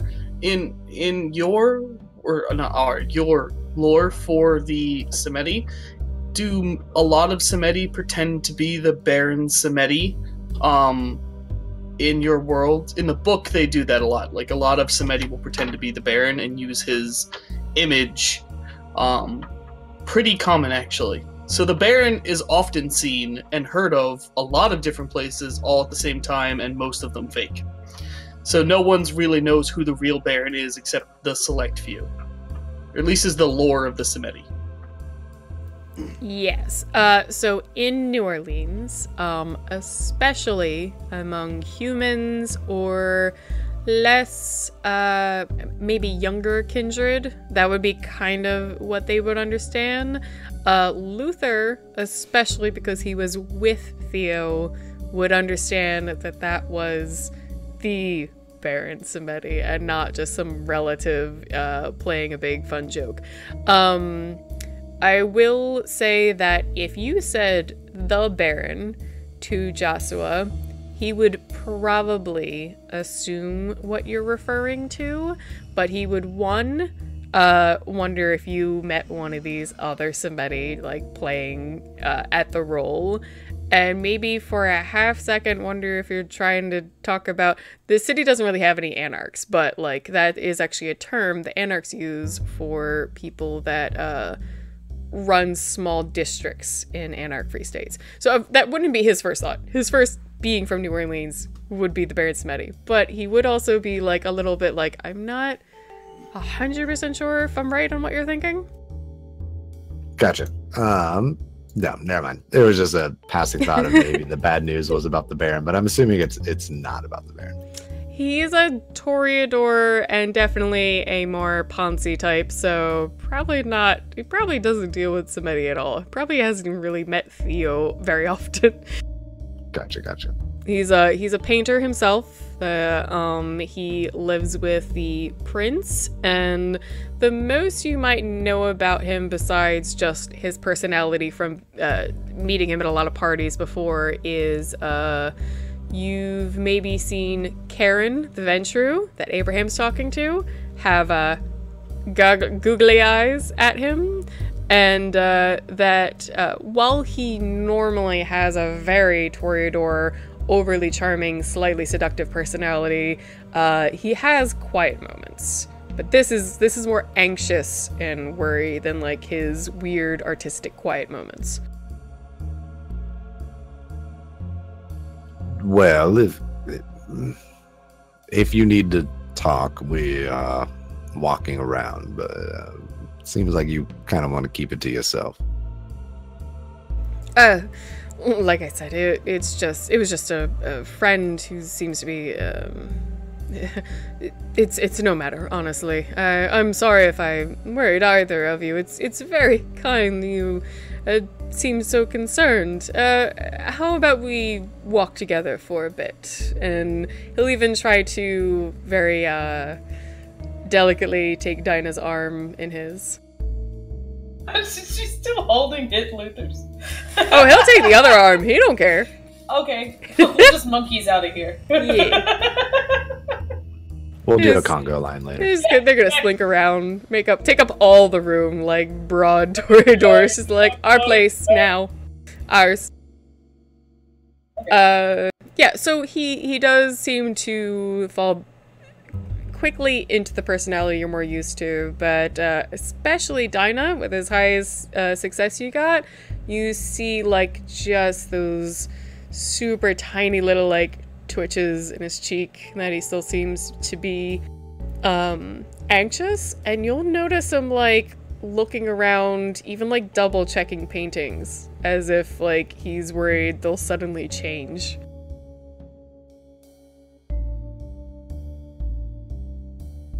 Do you have any works at this gallery tonight?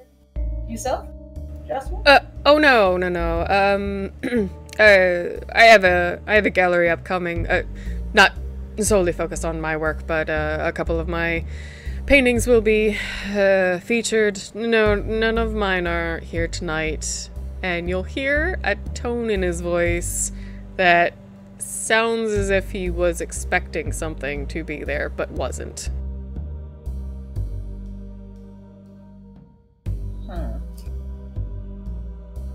What, it sounds like you're maybe a little slightly disappointed. Were you looking for a particular piece? Friends with the gallery owner. I thought she was going to show one off, but it seems, perhaps they're holding it for another time. Alright.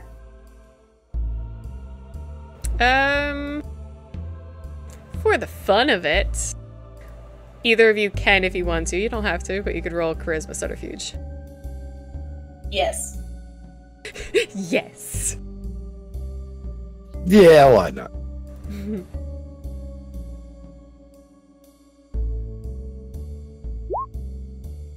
Hot damn, There Dinah. we go. Well, I got No, 6 and so Dinah's far. got 4. Somebody is in the kitchen with Dinah. Someone's Lorna actually only got 4 successes there. Luther got 6. Yeah, I got Oh, Only Jesus. 4 Luther. successes? Jesus Christ, Luther. No, only 4. Okay, Oh, You yeah. are at such a handicap.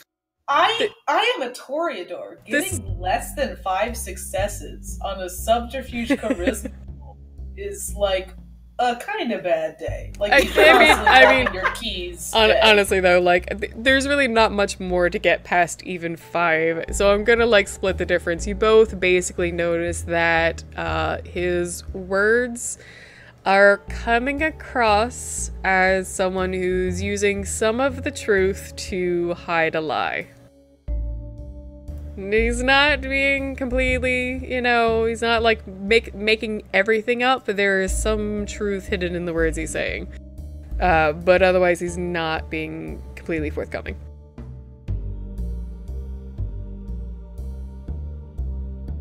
How did I know that? What do I do? Yeah, that's one thing. It's like, what am I gonna do? Like, fucking interrogate this guy in the middle of a gala over his personal life? I mean, it's totally however much you care. Maybe you don't give a shit. You don't have to give a shit about this guy, but it is curious. But I do just hate his smug face so much. I hate it. Can I get some do? blackmail right now? Can I do a charisma roll to just try and be Yes. like, look, man, Yeah, that's kind of what I want to do too. we're here, we get it, we see this is going on, just come on out with it. We're all Right. Tories here. Stop hiding behind we're that all- stupid face of yours. That stupid, cute face of yours needs to come out. Look, honey, maybe you need someone slightly unaffiliated. I We're all feel- Toreadors here. We got you. I feel like Luther is mad because he's getting a little confused. He's just so gorgeous, guys. The great confuser. Alright, yes, certainly. Let me take a look at your sheets. You can use, let's say, charisma empathy. He definitely seems like he does want to talk about this though, so it's going to be difficulty 8. Okay. Mmm. All right, 3 successes. Yeah. Let's see how this double team works. 1. Alright, Dinah, you're not gonna have as strong an effect, but I'd like you first to kind of like try to break the ice, and then Luther, you can come in with that killer left hook. I got it. So, Dinah, you two are walking together. You even start to head down the stairs back to the first floor of the gallery. And you decide you want to try and make him more comfortable / weasel out the answer.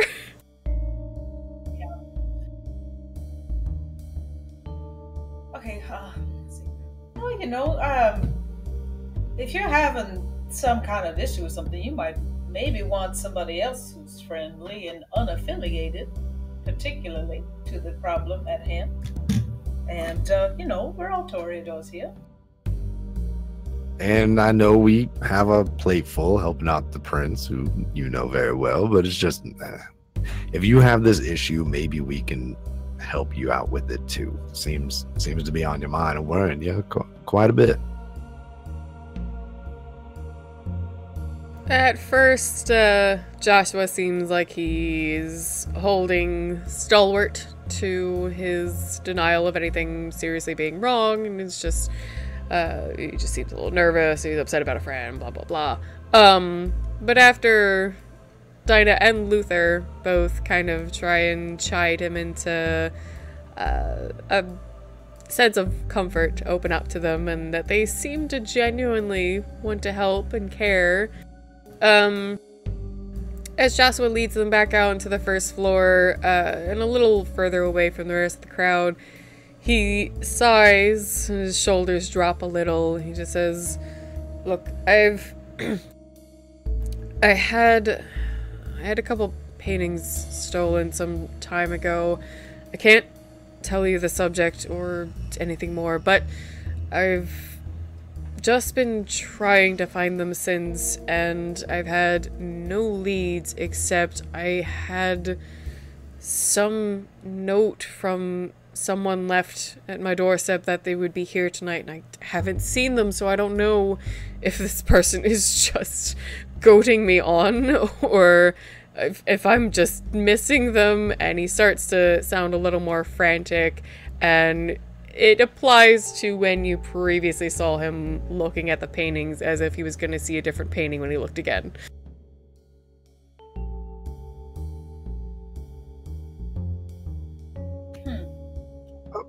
Oh, well,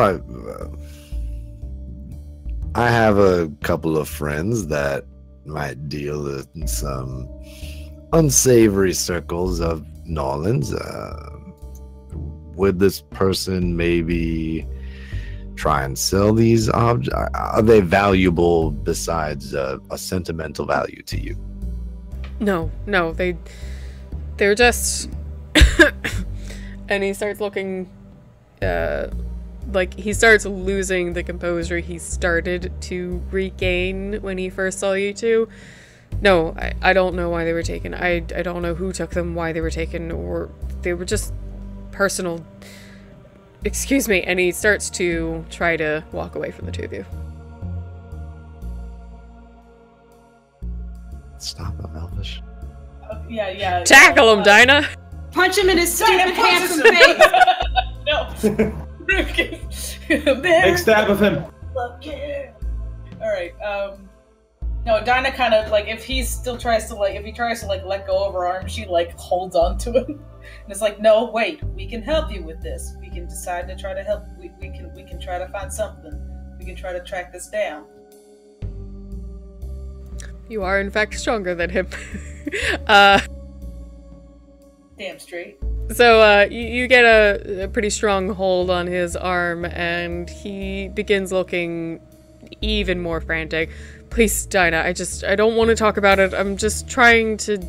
I just wanted to see if they were here. They're not, so I'm just going to go home. Look now, this is obviously tearing you up. And we can...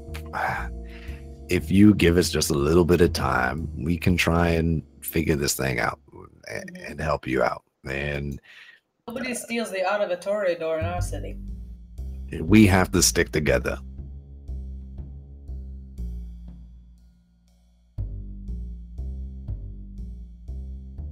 Joshua continues to look more upset and still tries to pull away from Dinah's arm. Please, fine, I'll talk to you about it later, but not tonight.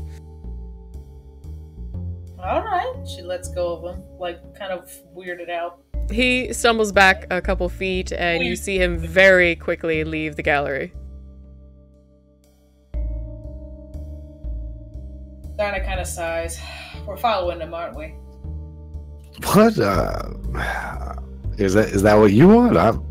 That's not what I thought we were gonna do. Well, what did you want to do? I mean, if he look, we know his situation. We can contact him tomorrow night or the night after. It's Dinah, it's just been such a busy week. Why don't we just relax here and buy some art and talk about how we're going to decorate our apartment and rub it in Bjorn's face? Because he said not tonight. That means something's going on, and I don't know what it is. Fine. Yeah, let's follow him, I guess. Thank you. Yeah. Let's go. And Yeah. Luther will start walking and following him. Sneaky. He's not that sneaky. He's not really trying to sneak. Alright, if you try to at least wait a good minute so it doesn't seem like he can see you leaving the same building as him, you see him walk down about a block toward a more heavy main street, and you see him kind of holding a limp hand up waiting for a car or a cab that he can hail down. Stay here and I'll go run to my car. I don't know how parking is in New Orleans, especially where we're at. You actually are parked a block past where he is standing. So I would have to run around the block. You'd somehow have to pass him without him noticing, or like the two of you could just be like, bye. Yeah, we could try that. Not sure how you're gonna tail the cab he's going in.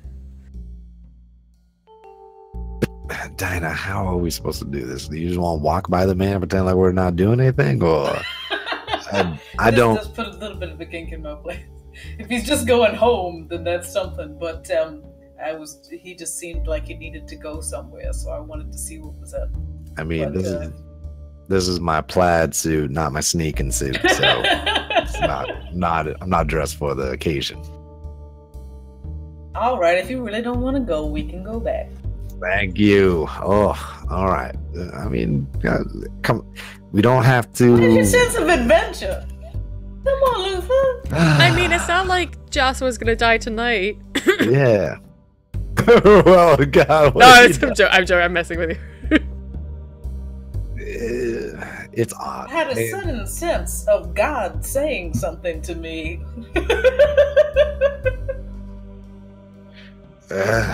This isn't Hunter. Do you? If you want, we can. We can walk by him, tell him there's nothing there that really interests us, and we get in the car and we can try and follow him and hope something comes up. I don't know.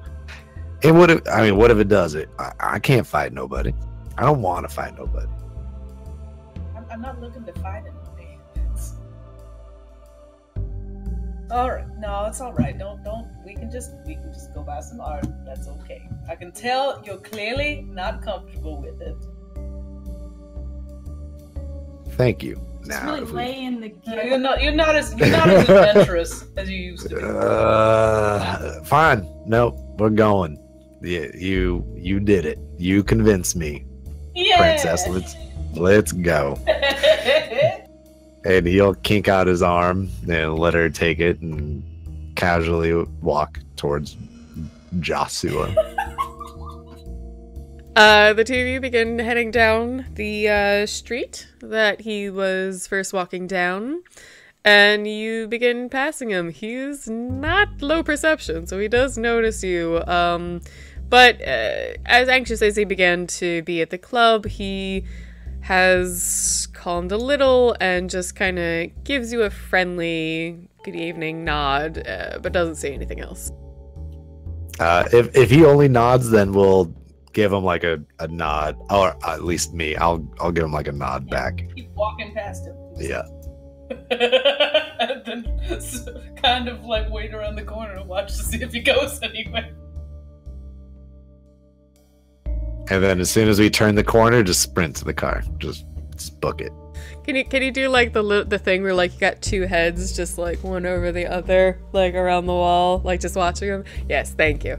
Good. So that worked out okay. But if you try and watch it all, it only takes another couple minutes before a cab stops for him, and you see it speed off north, past the gallery you were just at. I'd say Luther and Dinah, you do know where the prince lives, and that's where he stays. So unless he's going elsewhere, you could get in Luther's car and trail that way. Yeah, let's do it. If I don't, then I won't hear the end of it from Dinah, and it'll just be so bad. If he just goes home, we can turn around and go back. It's not a big deal. So you, you try to maybe even tail that cab, and actually, you know what? Again, let's have that drive roll. You try to peel out of that garage and get back into the line of where he was going.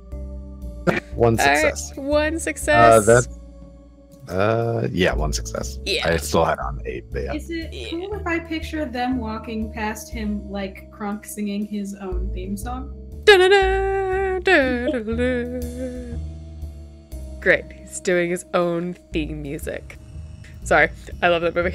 Anyway, Luther, you peel out of that driveway, and again, you know kind of what streets you gotta a little bit more careful about, and this is a slightly nicer area, and like smaller streets as well, because it's a boutique, like main street.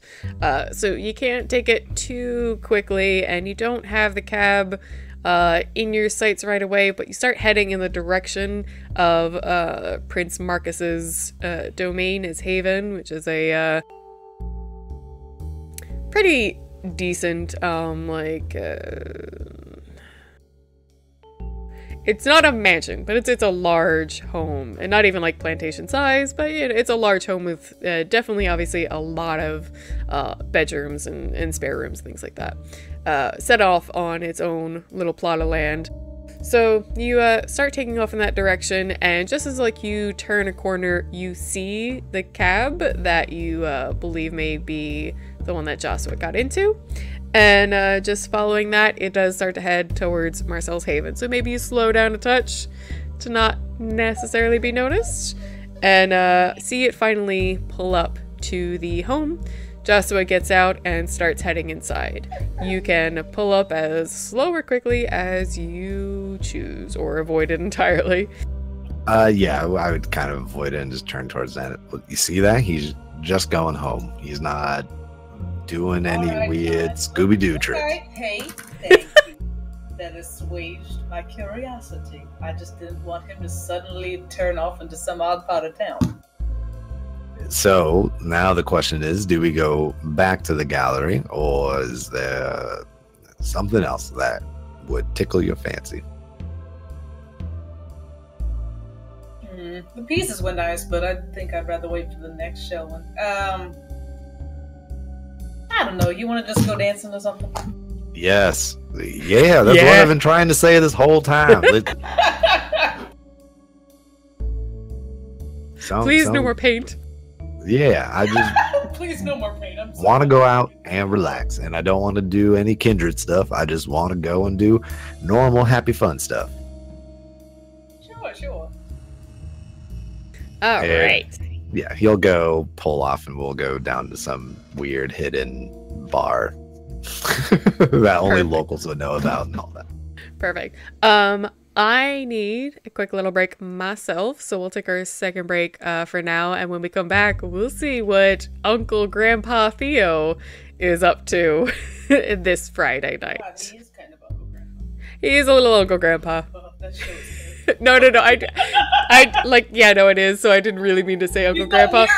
He's only like 15% Uncle But he's a little bit Grandpa to a lot of you, and he's Uncle Theo to Rebecca, so it's Uncle Grandpa Theo. Alright, I will be back in a second. Whoever stays around will continue to amuse our lovely fans here. If you have any questions about the game, characters, or anything that's going on, totally post them, and we will do our best to answer them. I'll be back in a sec.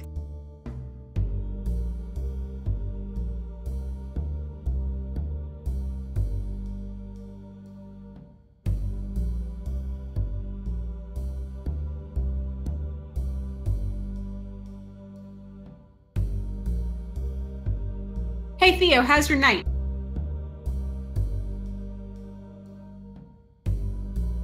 He's broken a chair or two.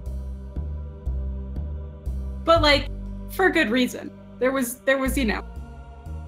No, when you were having that conversation, I'm like, are you just channeling Theo now? This is like what Theo would say around the prince just to piss him off. She was absolutely trolling a little bit with Theo in mind, which is why, like, she knew that he knew how to fucking work a phone, but she was gonna pretend like he didn't. Yeah, like, he has totally gone up to him and been like, did you hear about this new sham wow? It's so great for corpse juice.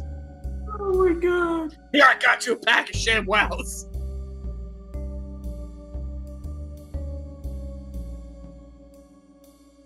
There's a reason why Theo was never invited to anything with the prince. He's like, he'll find out somehow, I'm sure.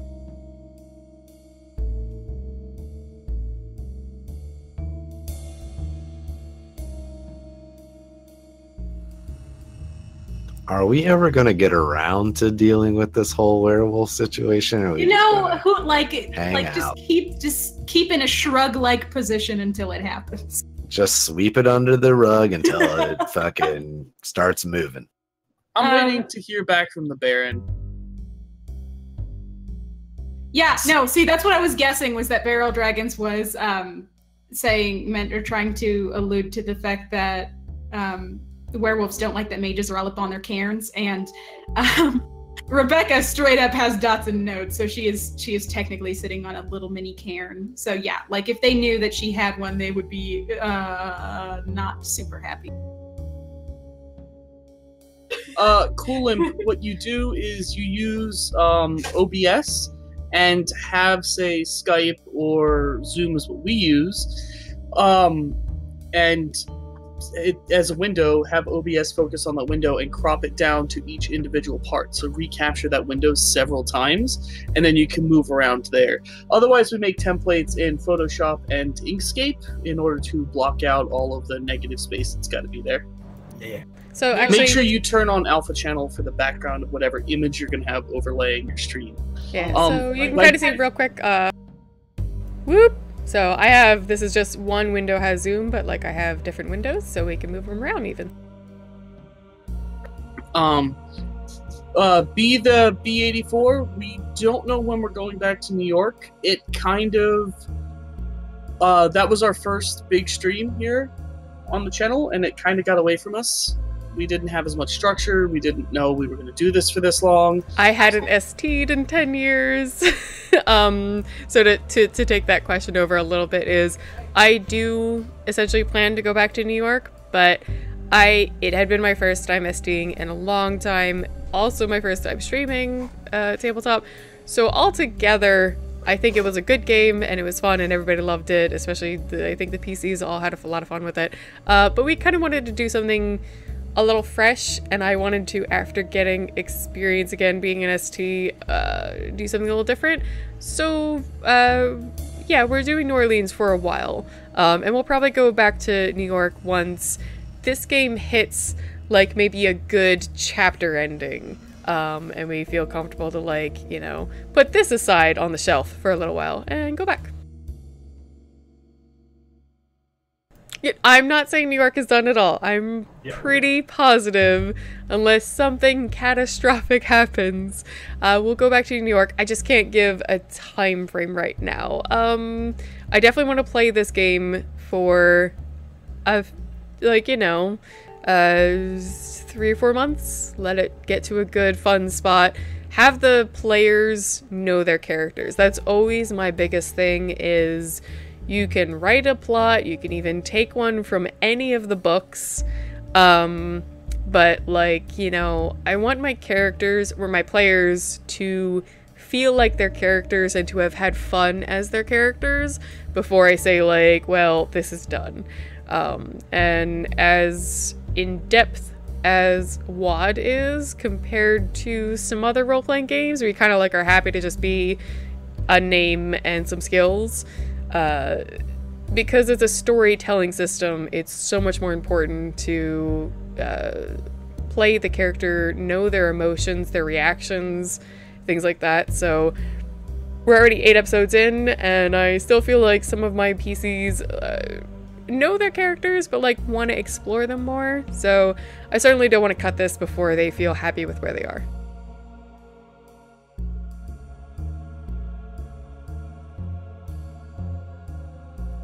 Yeah, so no idea yet. Also, yeah, Philly by Night was technically Spira's first streaming experience. Yeah, and I didn't use any books, I just used Philadelphia and made up a bunch of characters. So this one I'm using a bit of a starter base with the actual New Orleans by Night book. Took all of my characters' backstories and I'm mixing things up. So, yeah. Yeah, no, everyone who's a fan of New York, please don't think it's done. I just really wanted to play something else for a little while. We did about 22 games in total of New York. I just wanted to have a little fun and let these guys, who did so well their first time playing VTM, play slightly stronger characters. Because I know, because it would take forever in New York for their characters to get anywhere. I will say, when we eventually do go back to New York, it will be interesting taking that big ol' power step down. Yeah, but like...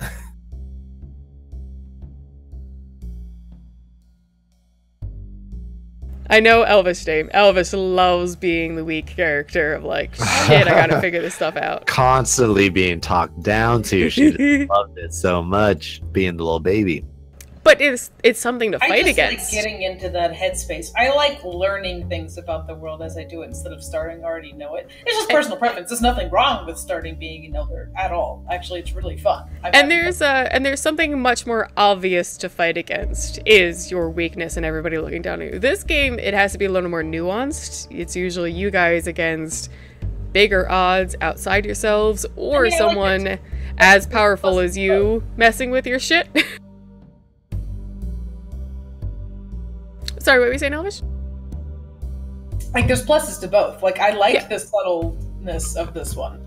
I also like the directness of the other one. Like, it's... Fledgling it's slash... a whole different beast. Yeah, fledgling slash neonate games, it's usually just you against the system and everybody who thinks you're an idiot child and you have to prove yourself and find your way in the world of Kindred Society, whereas more ancillary elder games, you know, well, you've got experience and power and things like that, especially as the ST, I have to find more nuanced, as we were saying, ways of giving you guys problems and things that you have to actually worry about. And it's not always like literally this strong thing could kill you tomorrow night and it doesn't like you. It might just be this person with a little power knows this secret about you and you've got to worry about dealing with it. Having fun there, Hope? I didn't scratch out the last row, and I was just kind of in autopilot mode, so I started the new row knitting the last row, so now I have to undo them all, and it's kind of cute. Oh no! You were bent over it like this. Like you definitely had like a solid Gollum face going there. Exactly. Yes, mate. Hey, thanks. I super appreciate the comparison. Just on camera, all these people watching it too. It's just embarrassing. Don't scare my PCs off. Hey, look, the fact that I said you had a Gollum face means that it's not the norm. Also, you have way better hair. Not that that's really a high bar, but, you know. Then Gollum. You're saying that if me and Gollum were in a contest for hair. You might win the wet t-shirt contest too, maybe. Maybe, like... Depends on the judges. Depends on the judges. He's like constantly like wet though, living in that cave. So that's exactly why he knows exactly how to work it, and I don't. that's you know. It's There's practice, something to be said you know, for skill. That's all. for sure. So I feel like we just end the stream there. Just eat more, I feel like we Eat finished. only fish. and Yeah, I don't was just like, take that, Spirit. Try and Try to avoid the sunlight at all costs. You know, for about 500 years. So- Good luck transitioning. Dirty, rotten, stinking orbits. So it's okay if we just kill my character off now, right? Like, We've set it up for this whole thing for you Yeah. to die. I mean, yeah. the bodyguard, the mage is hunting you down. Like we're whenever you want. Really, it was the Gollum joke that did it, and you can just stab her now. Theo's just gonna walk up and call you precious, and that'll be it. Hello, my processes. All right, but that being said, like maybe back in the game. Thank you, Stop. Sabani. So, early on Friday night, Theo, you get a text from a certain prince asking you to join him at his haven. I will text him back. Ooh, it must be my birthday. On my way. Can I bring a bag of frogs?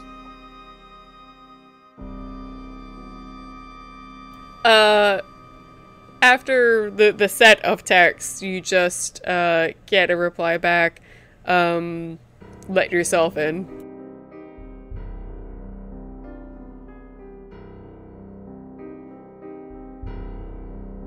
Oh, I was slightly wrong. I checked the text, and actually, no, he does have more of a plantation mansion.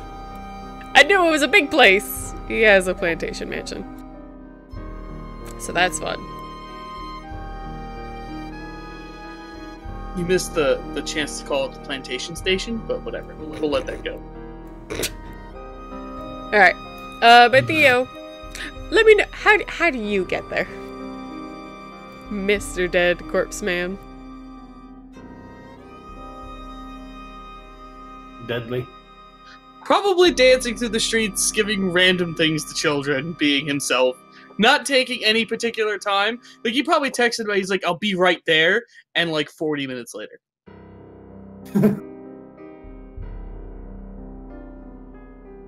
Alright, but I will need manipulation performance against 7.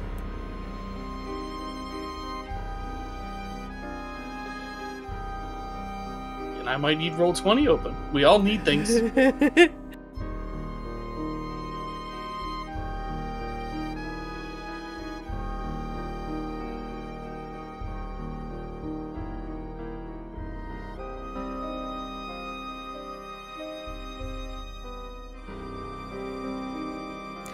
There's that 7th name.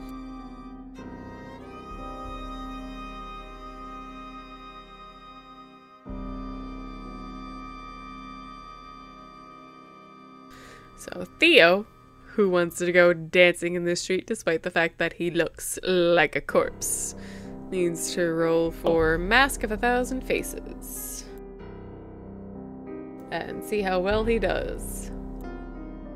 Oh, manipulation performance, you said? Yeah, against 7.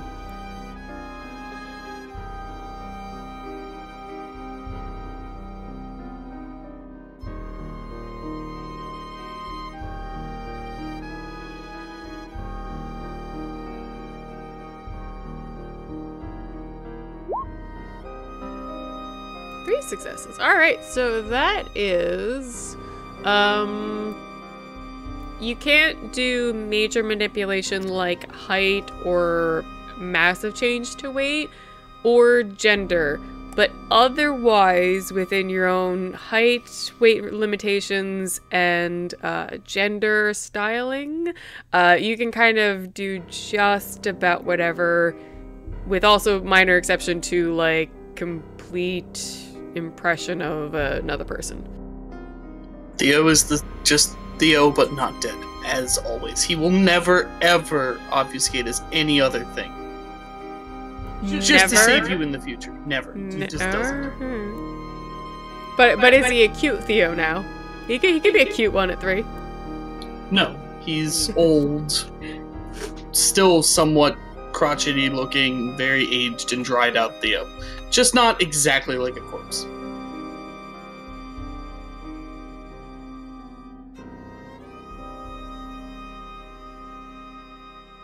I do believe I have a picture of what he was supposed to essentially look like. Yeah, don't lie, but not as pretty.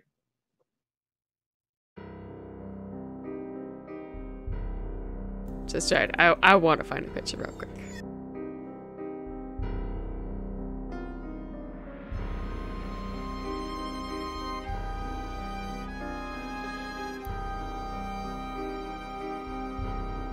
There we go.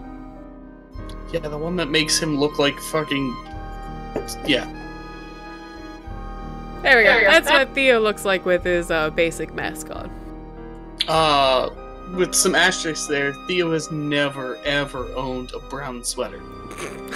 Or cardigan. That looks like a cardigan. You look good in a cardigan. Well, everything else had him wearing his glasses. It's like, well, Theo doesn't wear glasses either. Pay attention to the face. Alright. Yes, it is Simon Pegg's dad from Shaun of the Dead, as well as the vampire leader from Underworld, and he played fucking what's his face from Pirates, the captain, fish face. So, his name's Bill Nighy. He's a very awesome actor, but that was kind of Theo's face claim before he got all rotted. So yeah, Theo, you arrive at Marcel's mansion, an old plantation. Davy Jones, thank you. You arrive at Marcel's plantation mansion. Has one of those nice long, like, shoehorn driveways that you can arrive at the door, and you'll be greeted by a ghoul butler of Marcel's. No, I walked through the garden. I ignored the driveway completely, cut across the front lawn. Okay. I didn't, like, trample any flowers, but... Fair enough. Do you still go to the front door, or do you break into a window? He's not lol random. He goes to the front door. So as the front door opens, one of Marcel's butlers, a ghoul you've met before, greets you in a exasperated tone and leads you inside. Don't sound so excited to see me, darling. This way, if you would, Master Theo. And he leads you up a double flight of stairs that kind of like has like two different stairwells going up. So he'll just follow up the stairs, just looking at them like, what, does that side not work? I mean, like, I gotta give you pause because I have no idea what you're gonna do next. You're like the fucking Joker of this game. Except way more fun in games. Yeah. But anyway, so the butler leads you along, and he leads you into a, little bit of a, what's the term for it? Say foyer. No. Oh, I'm drawing a blank on the word I wanted. Parlor. He leads you into a parlor on the second floor that has actually a small bar stocked with liquor, a small fireplace off to the very far end of the room, and otherwise some chaise lounge, couch type furniture, a very long kind of coffee table with another two couches on the sides of it, and Marcel is actually sitting on one of them, the other is empty, and on the coffee table between the two is a chessboard. And he looks up at you, smiling.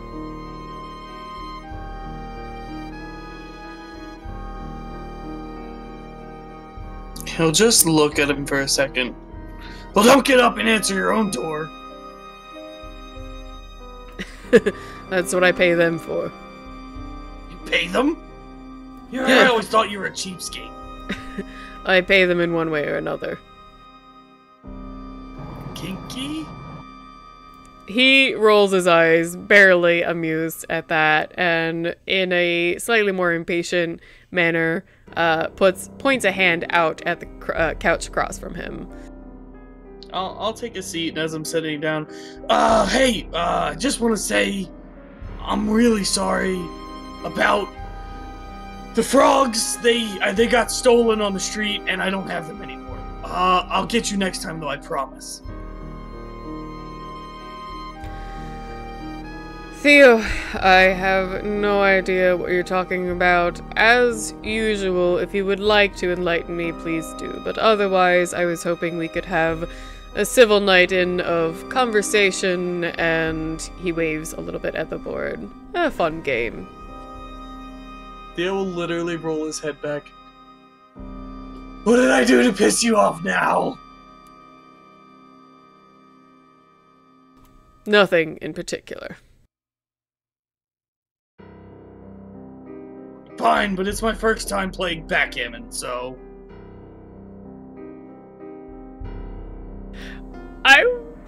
You can do it any way you want, but I was thinking like this is something maybe they've done before since they've had like long nights talking about stuff.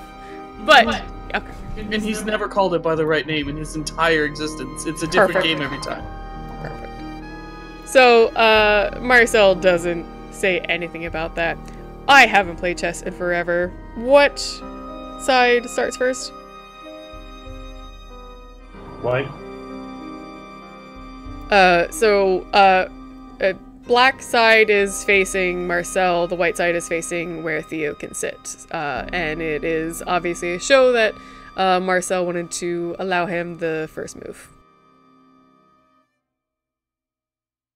Theo, he'll just look at the board, look at him, put his finger on a piece, go to move it. You fucking Ventru and your signs and things. You can't just write a nasty letter on a piece of paper. Theo, honestly, this is the easiest way to get through a conversation with you, is to keep you partially occupied. Yeah, that's fair.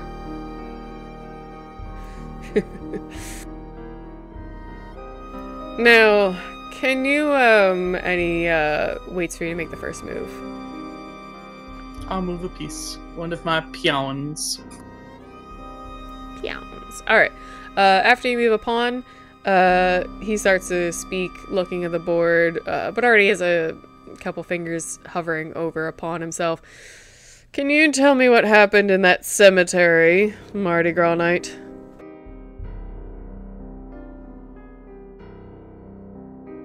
The prince could probably tell Theo thought about just completely lying, what cemetery for a second, then thought better of it.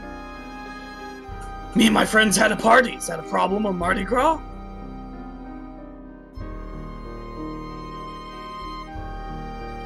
Certainly not, but you don't seem the, mass grave robbing sort.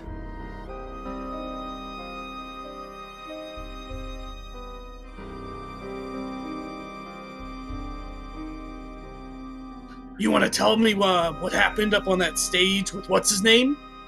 All of his weird magical crap and drunk crazy people and drugs? Marcel sighs, but shows that he's not going to say any more until you make another move. I'll make a slightly more hasty move. After you do so, you see his fingers hover again over the board as he speaks to you. Yes, Father Iago, he has been allowed each Mardi Gras to preach his sermons as long as they never get out of hand. As far as I had my people watching his stage, it didn't seem too bad, but it does seem he had some work going on around town that I was unaware of until a little bit too late. I've been doing my best to clean up afterwards. It seems most of the kind who took whatever it was he was peddling are safe and fine. They, at worst, needed to be hospitalized for some dehydration, but nothing too worse the wear. However, I have had him detained for some basic questioning. For 4 days now, no answer? I know the man's mad as me, but come on. No, he was let free. We just will need to reassess his entrance in this city in the future.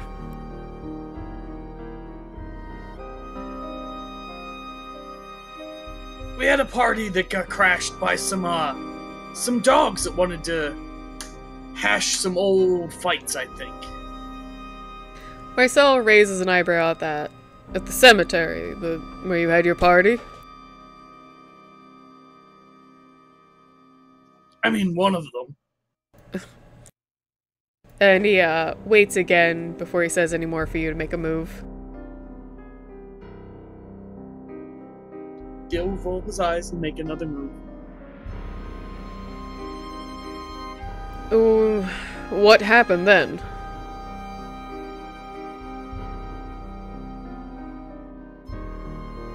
Why are you so interested? I'm the prince of the city. The police do speak with me on certain matters, and an entirely destroyed cemetery on Mardi Gras does raise a couple eyebrows, Theo. If you are telling me that Lupin showed up at whatever party you were attending or hosting, I would simply like to know some further eyewitness details. Oh, me! The prince! I didn't know, my lord! Don't pull that shit with me. I know who the fuck you are. Stop waving your title around like your tiny ass Then dick. why did you ask why I wanted to know? I didn't know if the specifics were important to you, or if the city was important, or you were looking for leverage. You political motherfucker. Don't ask why. Aventru wants to know information. There were Lupin there, and there may have been a small amount of necromancy to get rid of the Lupin. You're welcome. You're doing? I wish. Then whose? 3 guesses, 2 don't count, my lord. Don't you know everyone here? He sighs and then focuses on the chessboard again, takes a little while, and makes a relatively calculated move, but maybe not the best.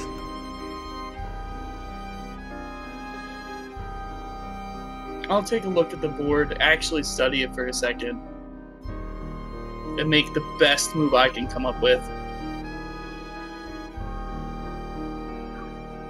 Look, if you're asking me to sell out whoever was at the party with me, or whatever happened, sounds to me like they did you a favor, dealing with your werewolf problem that, as far as I knew, Bjorn and you were going to handle.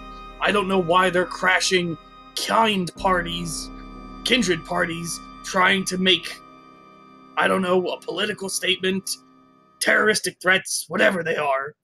You've got a puppy problem here, and you knew about it. It got fixed. Marcel temples his fingers on his, puts his elbows on his knees and temples his fingers in front of his face. Theo, how much do you understand about these? And he pauses, chuckles slightly, and says, puppies. So I was real close with the last prince. We were Yes, friends. yes. I was all for the let's not be so shady in the darkness vampire people. No, you would certainly know some of the basics. Not as much as the Gangrel did, because they were the ones that actually dealt with the treaty, but like you would kind of understand there are 2 major quote-unquote factions in the city. One that is easier to talk to and the one that the main treaty was made with, and another that has been kind of a constant problem for really anybody in the city because they are far less reasonable. Look, all I know is what I learned from the last prince. You know, there was a deal that was struck. I know that we're not big on those, neither are they really, but a deal was struck, there were some factions involved. I just wanted to walk naked through the streets. Who the hell knows? All I'm saying is that the Uktina, as far as I understand, and as much as they hate us, have held up their part of the treaty well enough, are willing to speak on occasion. It's the others that are the more reckless, which I will assume are the ones that caused the trouble on Mardi Gras. If they're moving and becoming more active, that's far more concerning than a couple pissed off werewolves that want to rediscuss the treaty. Sounds like you already know what you're talking about. Why am I here? I know you don't enjoy my company that much. He, cracks his neck a little bit and, sighs.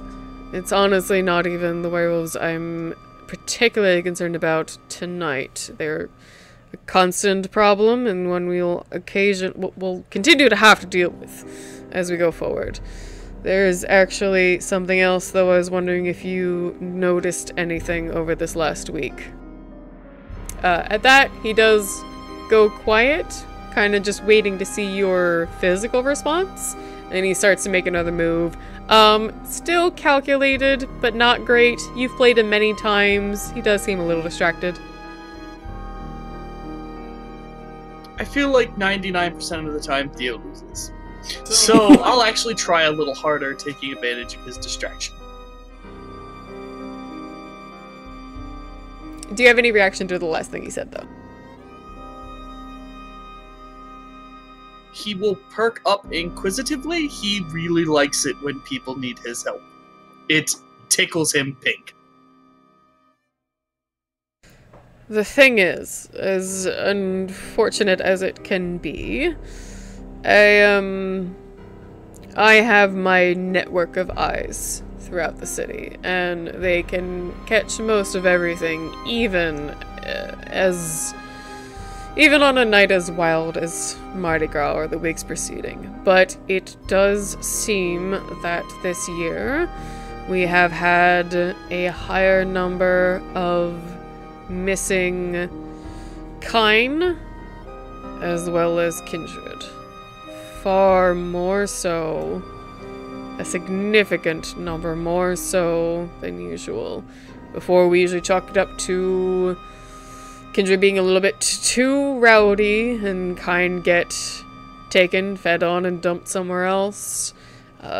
Kindred disappear from the number we're counting because they left early or God knows what, but the numbers this year have been a fair bit more concerning. Sure it's not the Technophiles? I don't know exactly what it is. I don't know if it's them. I don't know if it's Lupin. I don't know if it's even our own number deciding this year amongst many to... And he trails off, but you kind of get the gist of him saying, you know, to go a little bit more all out. I was simply wondering if you or yours have noticed anything.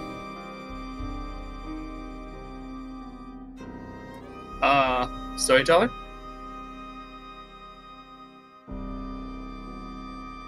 I'm gonna say because you weren't, like, looking for it or any of those things, maybe not specifically. You'd have to probably, like, dig and talk to people. So, no kindred went missing on my domain?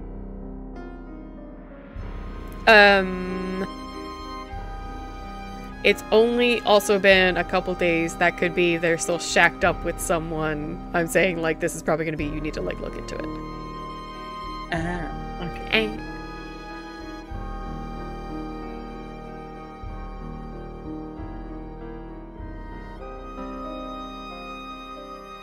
You know, you've been awful rude to me lately. He raises an eyebrow, not understanding what you mean. not inviting me to city planning in my own city, of which I don't know if you knew this, Prince, but I own a large chunk of it.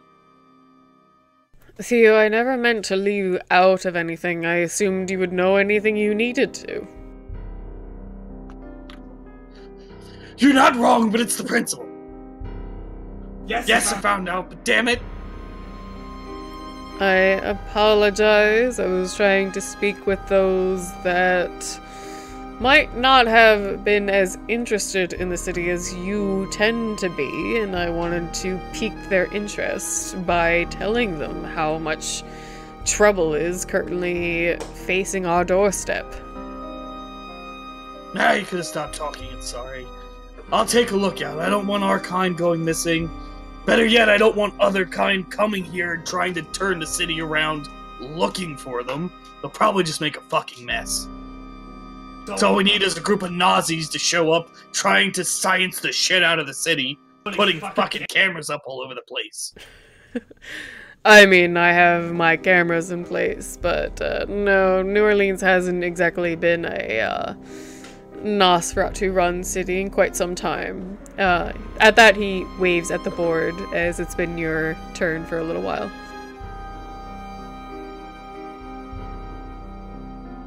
I'll make my move. Did you, have I heard, oh, hold on, did I hear anything from the Baron yet about what happened? Has he actually contacted me? No, but that's not unlike him. Not that you won't hear from him, but he wouldn't be like, hey, Theo, just to let you know. No, he was just kind of, he likes to appear and disappear specifically because he likes that to be part of his thing. Oh, I know. That's why Theo wouldn't have even bothered trying to reach out. It's stupid. You would know from the Fallout and even the human news that, like you wouldn't have heard anything about any Lupin causing... You wouldn't hear anything about people who look like werewolves. All you heard was it looked like a desecrated graveyard.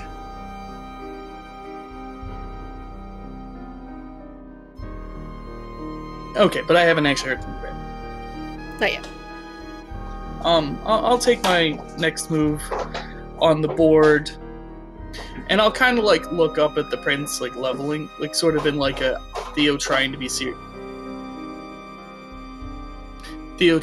serious kind of mood. He has a face that he wears like once in a blue moon.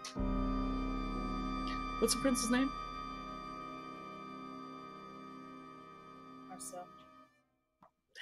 Marcel. Sorry, I was trying to fix this thing real quick. That's okay. Marcel. Yes, Theo. I'm getting a little worried about the city. 2 different kinds of werewolves, fucking magicians and anti-magicians or double magician. I don't know. A lot of people, a lot of trouble stirring, and I don't like it. Well, it's honestly not all that different than it's been for a while, but it's when the outsiders begin to rabble-rouse that we need to be worried. Yeah, I just, when the Sedites aren't the biggest problem I have, I'm not happy. I haven't gotten to kill one in over 2 weeks. I understand. Listen, Theo, I did just want to see if you had any information from Mardi Gras night, any of that was going on, or if you'd heard anything from your personal contacts, those you know in the city. It is certainly shaping up to be an interesting upcoming... He sounds like he was about to say month, and he like trails off, and you see him just shake his head. I mean, I know I enjoy chaos a little more than you do, but not this kind. I'll help you. Yes, of course. If you can check your territories, your contacts, those you know, and he actually reaches over, and there's a small little like folder that didn't seem very important before, but he like pulls out a small like stapled sheet. These are at least a few names I've heard people reporting to me they haven't seen in a few days, which to them at least seemed disconcerting. If you can see if any of these match any records you found. Is this a list of kindred names, and do I know of any important ones on it? There's some humans, because he knows you have a lot of human-based domain, and even some that, like, you particularly care for. You've got, you know, your poorer communities, and there's definitely, even I'd say, one or two names you immediately recognize. Not that you've, like, spend time with them, but, like, you've got an okay memory for those you care about and your community. There's a couple humans you're like, oh, wait, I think I do know those names. And then there's a few kindred that are even, like, listed under two categories of, like, normal New Orleans residents and some that were expected to be at Mardi Gras and have not been seen since. Do any of the kindred names look super important, though? Like big wigs or big names I'd know? Nope. They all seem like just locals. Nothing in the ancillary or elder area. Probably neonates that you've just barely heard about from others. I'll look over the sheet and look back at the prints. This is not like you to pony up and talk with me for more than 4 seconds over this kind of riffraff. Marcel sighs. You see his shoulders slump a little, and he looks a little dejected. The numbers are particularly high this year, Theo. I'm concerned about what's going on. I've never known you to get personally involved. This seems more like something you text me and ask me to get. I'll look into it. I'm just saying. These don't seem like the kind of names you would care about that much. Marcel makes a half-assed move on the chessboard. Seems like he's really just doing it now as if, like, he'd only set this game up to have something physical to do while he talked with you. Yes, Theo, but look at the numbers. And from years past, you'll know that humans disappear during Mardi Gras, and kindred show up at a bar and say their name and disappear the next day because they were only there for a day. But there are, and these are supposed to be, like, reported people who, like, are, wait, I haven't seen my friend in a while, and they were supposed to meet with me again. The numbers are semi-staggering. Not in necessarily number, but compared to years where, like, just a few people disappear, it seems like there's an odd number. How high is this odd number? So, like, typically during New Orleans, humans disappearing or friends not being able to find theirs might be half a dozen to a dozen. The kindred know that if they cause too much of a ruckus, that's masquerade breaking, and they can be in big trouble for that. They can't, like, you know, steal a friend from a crowd of drunk people and them not stay to talk to the police. So it's very concerning to basically everybody involved. Similarly with the kindred who influx from outside only to be there for New Orleans and leave again immediately. The fact that someone isn't recognized if their group or friend says, I showed up with this person and they're not, I haven't seen them in a couple days. 1 or 2, honestly. It's very strange for them to be disappeared. The human number is at least doubled, and the kindred number is at least tripled. It is rather concerning from what you would even understand. Just what's the number? That's Okay. all. About 20 Right. humans, about 20 humans, and about at least 8 kindred. But none of them particularly important. No. And, like, maybe you recognize one name as, like, someone you had fun partying with last year, but, like, not someone you knew personally. Not to accuse you of not doing your groundwork, dear Lord, Ship, Sir Queen the Third, Is it maybe that this list is particularly uninteresting on purpose? Because if I wasn't as anal as you were, this wouldn't be worth my time. Or, if you weren't as anal... Wait, he likes anal... Anyway, this list seems purposely boring. Theo, I'm talking about the numbers. We've never seen these numbers before. I don't know who's taking them, why, where, what. I'm just asking you to look into your own domains. And I'm asking you, what's the likelihood out of this many people missing, none of them particularly matter? I get the numbers thing, like, relax. I know it's your new girlfriend, you're really proud of her, but just, what are the odds that no one of any merit is on this list? Are you saying you have no interest because you don't know them? No. You must really be frustrated right now. Why is there no one interesting on this list? I don't know, Theo. Perhaps because they're no one of name. Yes, that was... Here we go! Coming around to it, you got it, buddy! Yes, Theo, of course I realize that. What I'm asking is if you can track down any of these names where they were last or anything. I have my own people traveling as well, but you have your own exorbitant domain.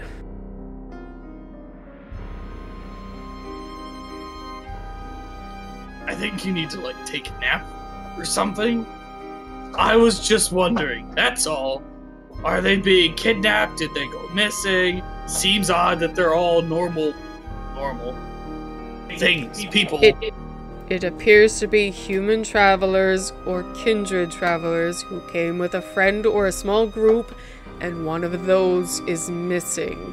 Which, obviously, if you're someone picking people out of the crowd for something to steal, mug, I don't know exactly, but take one out of a small crowd is fairer than taking larger targets.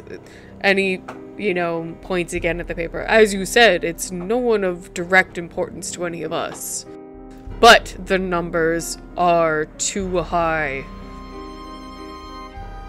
Yeah, if you're randomly taking people out of a crowd, and the odds are that you don't end up with any big fish, seems like you did homework. This was intentional, maybe. Never mind. I'll look into it. Can you finish your chess game alone, or do I have to hold your hand through that? Also, go get, like, a spa treatment. You seem stressed out, man. Thank you for your visit, Theo. Yes, I think I can finish the game on my own. Seriously. Calm down. It's just unlife. He'll kind of, like, see himself out.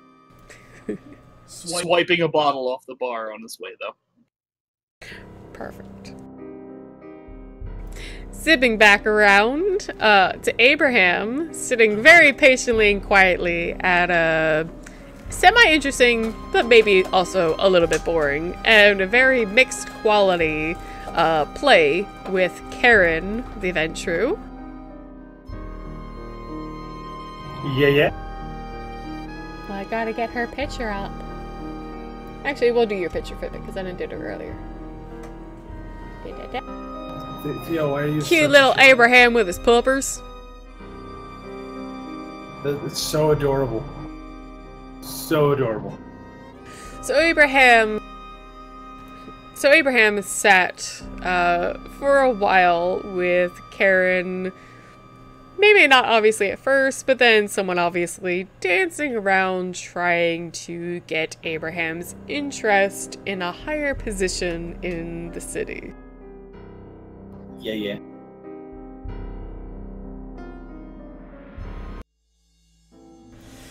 However, Abraham didn't really show interest and even mentioned, if he had the opportunity before and maybe even still to gain such a position.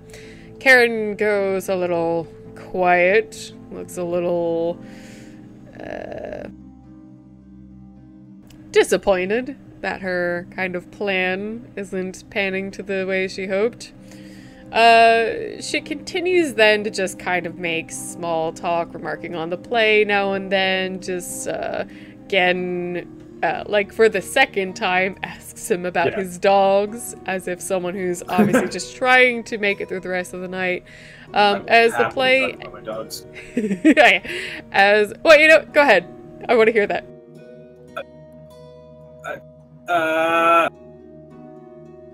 How are, and she, like, barely remembered earlier, but then you said Mars and Mercury. She's, Mars and Mercury, curious names.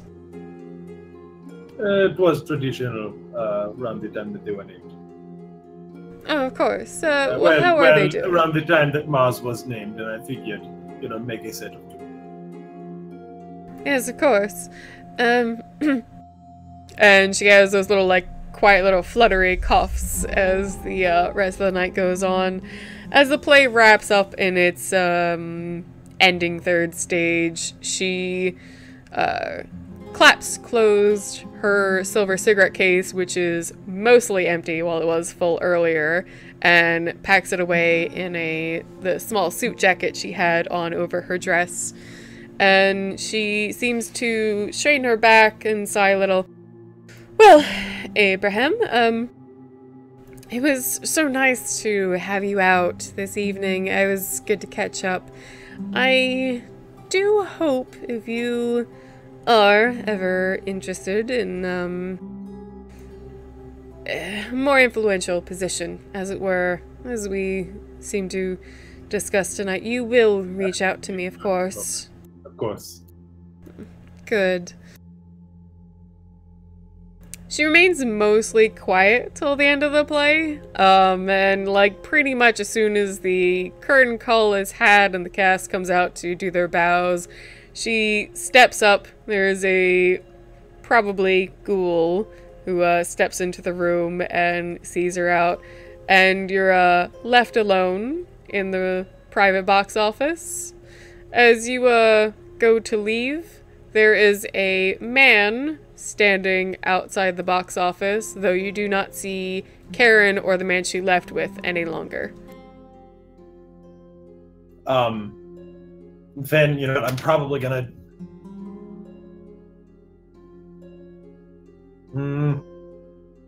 I will walk out. Does he confront me? I assume he does. If you start to walk off, he's behind you, but he does kind of call out quietly, "Sir?" Yes. My friend, how can I help you? The man very quietly approaches you and says, "Sir, I don't mean to intrude, but I've seen you with Lady Tartry before." Karen. Karen's last name, sorry. Yeah. No. Okay. And he kind of looks around a little bit. How was your evening tonight? And he seems to say that in just an awkwardly polite way. I want to aura read him. Okay. That's perception empathy? Yes, and we're doing it at difficulty 7, because I'm lowering it by 1. I think 8's too high. That's a little crazy high for a 2 dot. In my opinion. I get that maybe it's difficult to read people all the time, but... Alright, cool. Then that's 3 successes. Nice.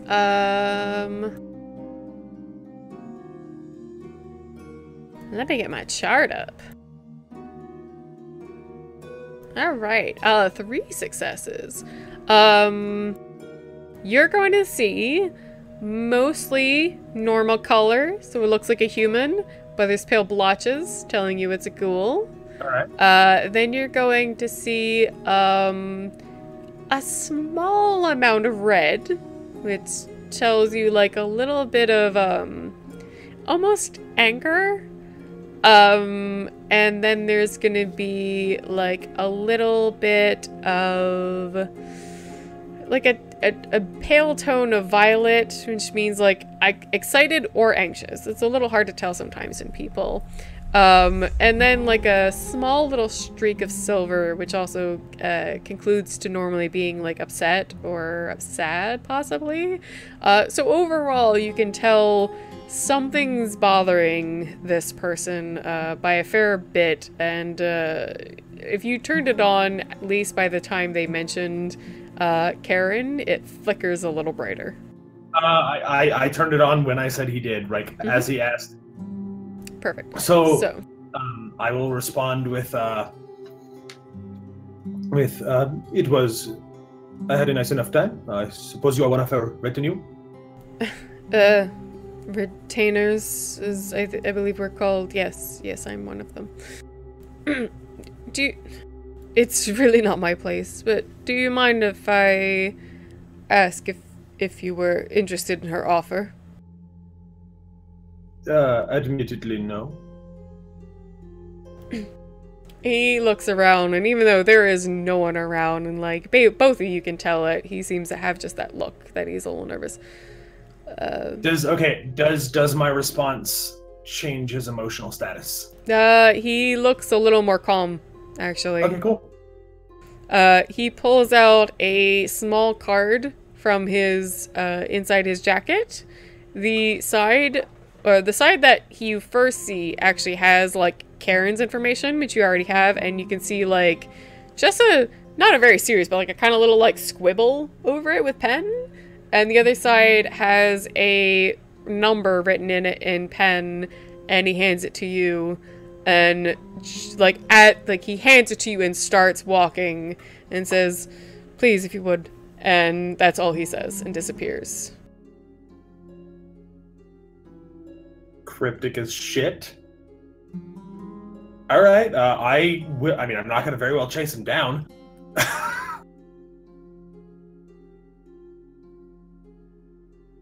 And that will be Abraham's night. You can return home or do anything else you think you would do. I will probably return home. I will probably text Theo. I was going to say, is this the same night that I met with the prince? Yes. I would definitely text him. We have to have drinks tonight.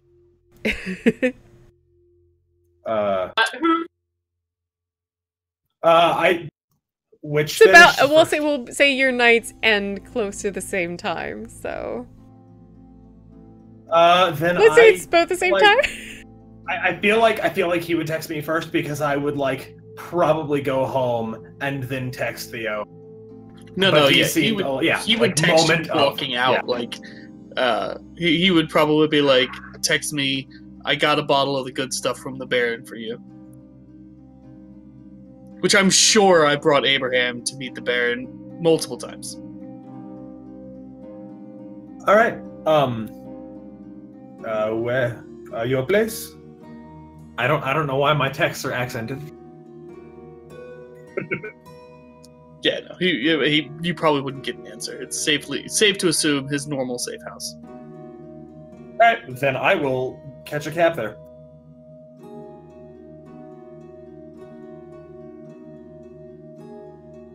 Because again, Hope, I haven't driven in nearly 300 years, so why would I start now? Because you have infinity left. What's wrong with you? He also has infinity money, which means he never has to drive because he can have someone else do it. Yeah, but he doesn't. It's not like he has a hired chauffeur. He has to wait around on the street for an Uber like a goddamn pleb. No, he's got a service. Well, actually, I don't know if he does, but we kind of canonized it.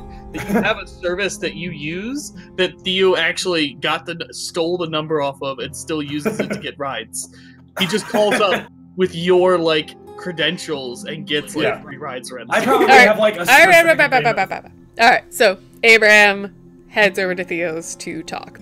At this point, Luther and Dinah, you had first trailed Joshua, wondering where he might be going and if it was anywhere quote-unquote interesting. But you do see he essentially goes home to Marcel's haven, which leads you to believe that as anxious and strange as he was acting, it does seem like he wasn't in too much trouble or concerned with what was going on. He just goes home.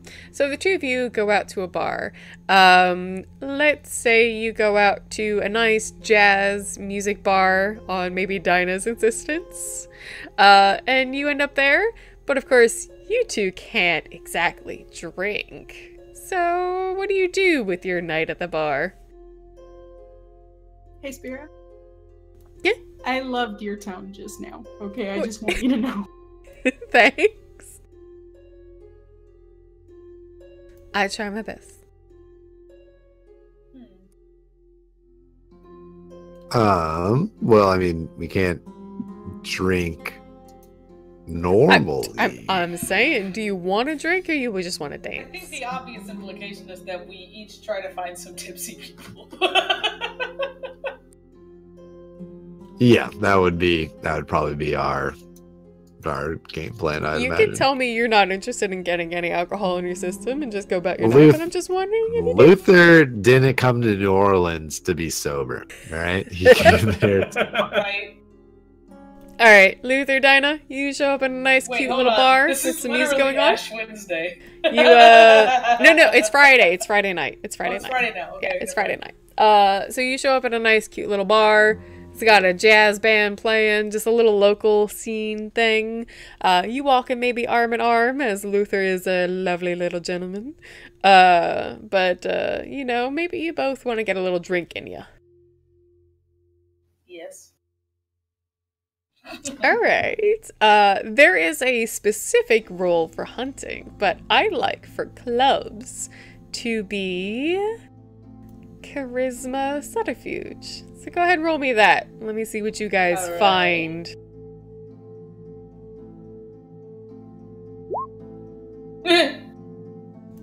Oh, damn it. That's not too bad.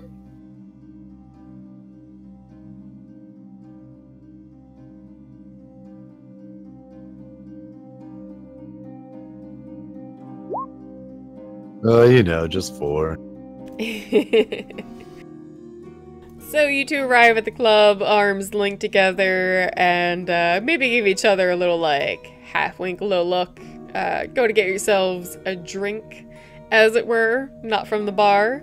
Dinah, you wander off into the crowd, and maybe it takes you a little longer than you would have liked, but you finally catch the eye of a cute young man who seems to, you know, even really like just eye you up and down, and you dance together on the floor for a little while, and you get to take a good little drink if you're interested from him. And he obviously had a couple drinks himself, so you get a nice little buzz.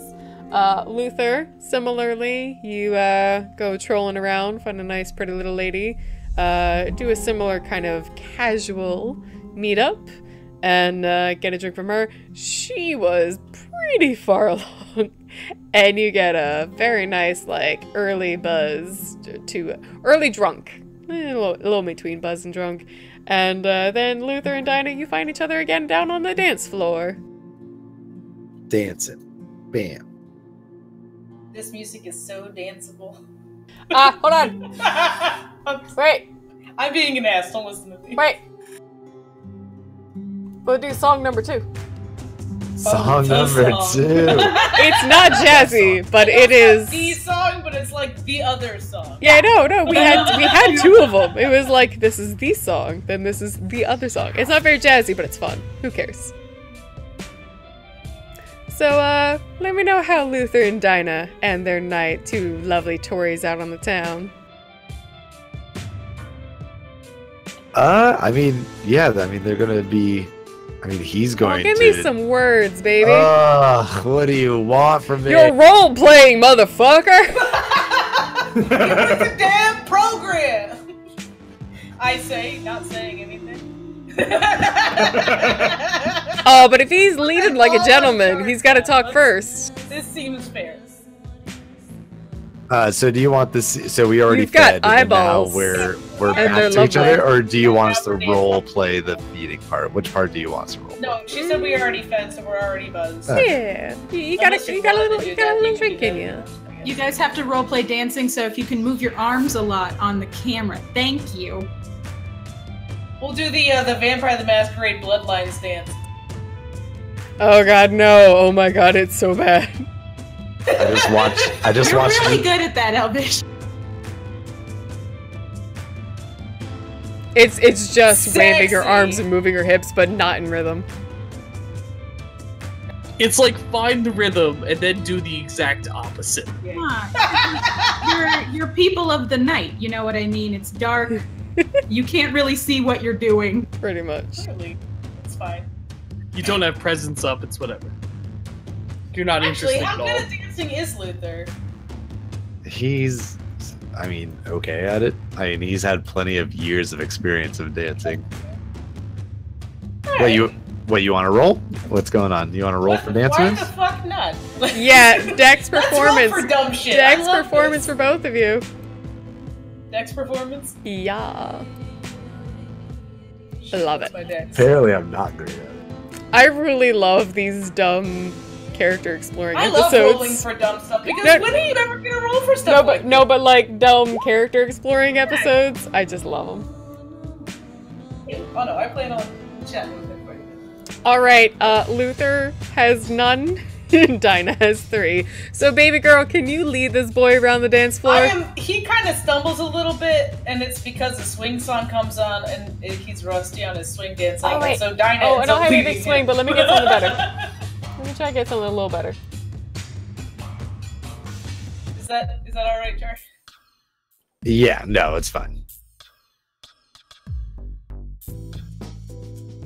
All Right, that's a little. It's Muzak kinda, but it's a little more dance, and it's. I need to find some swing stuff. Yeah. It's got a little jazz in it. There's a little trumpet. If this is okay, Dinah will be the lead, and Luther will end up being the follow part. Nope, that is all right. Yeah. Dinah, I can't stop thinking about this issue that we have with Joshua. Tell me about it. Don't you think would even dare to just come in and steal somebody's artwork that's not even a particular renown? It's obviously somebody who knows him. Obviously, the issue could be a little bit deeper than what we understand. He could, I don't know, something's wrong. And the question is, do we pry or do we just let it go? I mean, we pried pretty hard tonight, so I guess we've made our point. It's up to him to reach back out, I suppose. I'm okay with either. The man obviously needs some help. He's being torn apart inside, it seems. So if that's what we choose, then that's what we choose. But I just want to know your feelings on it before we make any decision. All right, I was backing off because you didn't seem too keen on it, but honestly, I'm curious as hell, and I really don't want more thefts like this to keep going in the city, and I certainly don't want whoever did it to get away with it. So, I feel like prying, but I'm also a busybody, so.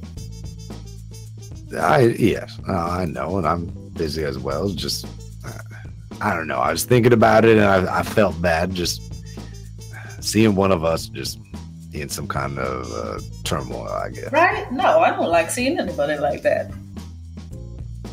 Not when it's something as important and sentimental as your own artwork getting stolen.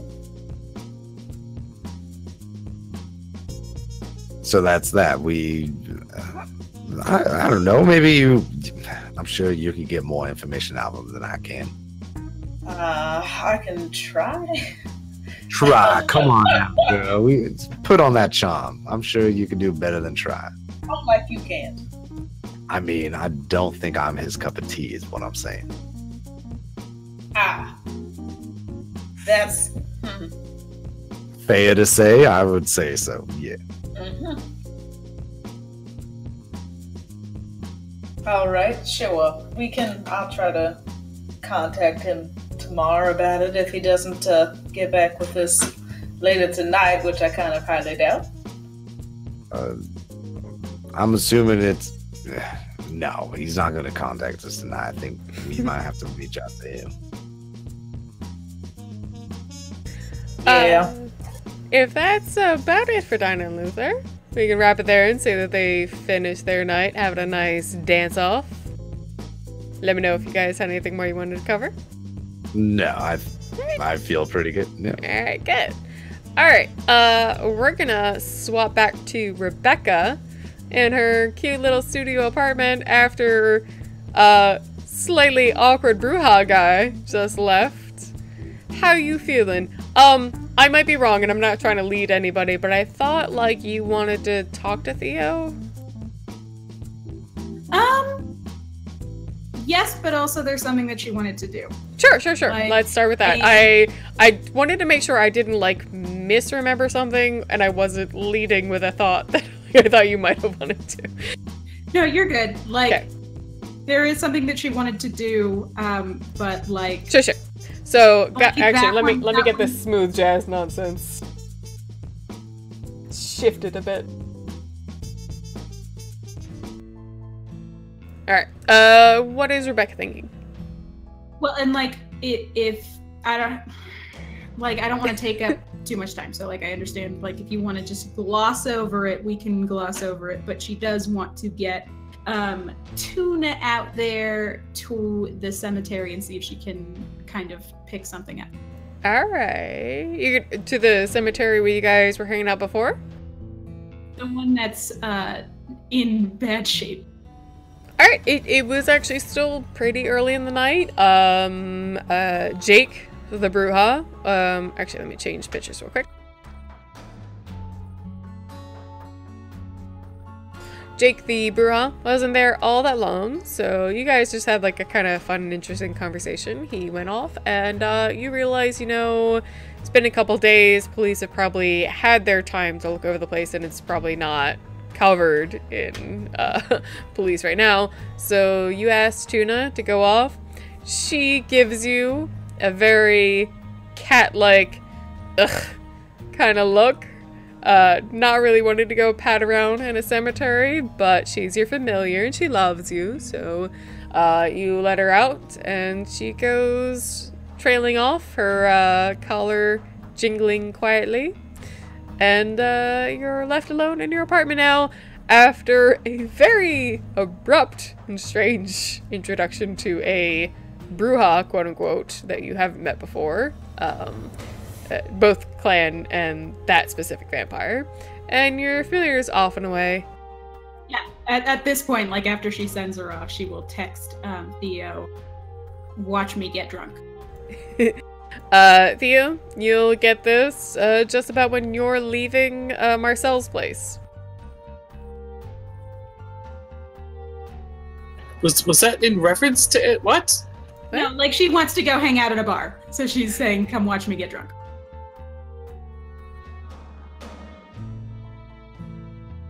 He'll text back, how many boys do I have to invite back to my place and how many bottles of booze to make my home count as a bar?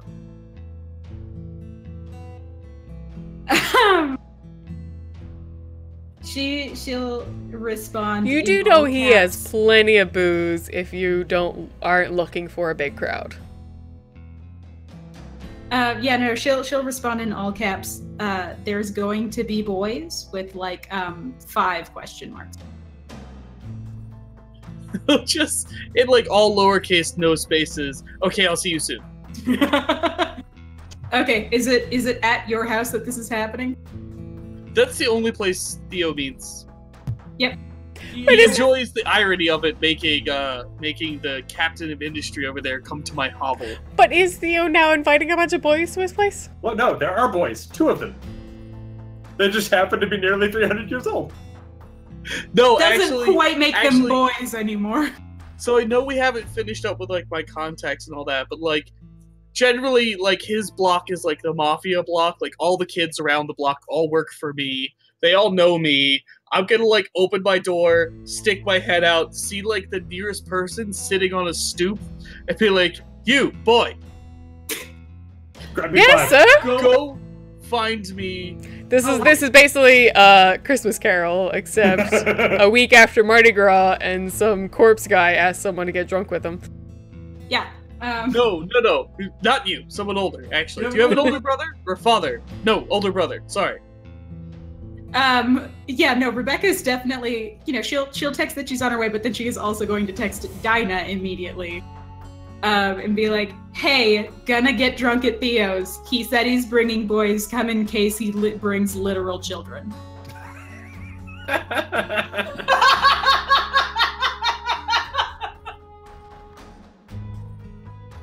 mean, she's dancing with us. I would be slightly offended if I didn't know Theo. We were like, wait, did he get... Hold on, I need to know if Dinah is up for it or not. Dinah will come, and she's with Luther, so she goes, Kay, bringing Luther. Now I need somebody to invite Abraham, because if you don't, I'm stopping the stream now. No, I thought Abraham Abraham was the first person I invited. Abraham was the first invite. Yeah. I thought you said you would just be like, no, going home to dogs. No, he was going to the dogs first, and then he was going to text Theo. Like, he was just going to relax for a second. All right. Okay, I'm sorry. What I said is that before I headed to Theo, my plan was to go home to the dogs, but then I got a text from Theo. Well, let's say maybe you can stop and, like, give Mercury and Mars a little pet. Now, cutting ahead to shorten it down, everybody is at Theo's. Let's say it's still the nice little townhouse he has that is a mess of voodoo trinkets. It's not a nice townhouse. It looks like it's held together by cobwebs. But it's fun. And rotten wood. But it's fun. But it's nice on the inside, yeah. Alright, everybody shows up at Theo's again. There are also 4 of the boys from the neighborhood, all in like mid-20-ish kind of age. Thank you for providing age, because I was just about to ask. Like 20 to like 28, and they're actually sitting at a bar which is held up by sticks that he found in his own room and has drinks lined up for them, and they're all chatting up there. Rebecca definitely brought her own alcohol. Like, Theo is a rascally guy. Like, she didn't know if she was actually gonna get alcohol there, so she brought her own. Theo's nothing if not impetulant, and I meant it that way, and actually made sure there's alcohol in the house now just so he could bitch at Bjorn about not drinking all the booze that he bought, because Bjorn complained there wasn't booze. Cool. Cool. But me and Theo, or not me and Theo, well, maybe me and Theo. Theo is insane. Theo himself and Abraham are sitting in their 2 normal seats. Yeah, after, of course, Theo gives me shit and doesn't let me in for like 3 minutes until he says, okay, you can come on in. You're not the neighborhood boy I ordered. Clearly you're a few years out of date and not fully there. I'm not paying full price. She gives them both big hugs upon seeing them. Which will, I assume, be returned by both of us. Yeah, I'll hug back and I'll look at Rebecca. I'm assuming you brought friends. Did you have to hug him first? No, I've got things all over my clothes. Oh, shut up! People in third world countries pay big money for that. Also the U.S. military, but don't tell anyone about that deal. Yeah, I did bring stuff, people. Or invite them at least. Because I didn't know how rowdy this thing was gonna get, so I thought I'd help it along a little. I'll just like hop up out of my chair, head over towards a cabinet that looks fairly unmolested by time. Actually, like a decent looking hardwood cabinet. Open it, and there's some of the Baron Samedi's alcohol in there. I'll grab a flask of it and 2 glasses, 2 small rock glasses, and I'll look at the boys. Gentlemen, this is Rebecca. Rebecca, this is the gentleman. The Avengers. I don't know their names. I'm sorry, I didn't remember. And I'll sit back down next to Abraham in my chair and offer him a glass. Yeah, Rebecca will try and shake each of their hands. Spira can roll their charisma. I don't know what they're like. They were literally beckoned off of the street by a strange man in a house that everyone knows not to talk about. I'm not gonna roll for them. I was gonna say there's a mix of like couple of them who were like drunk and more rowdy types. They're like they have like no problem with what's going on. Maybe one of them is like, I don't even understand how I got here, but still not like too perturbed.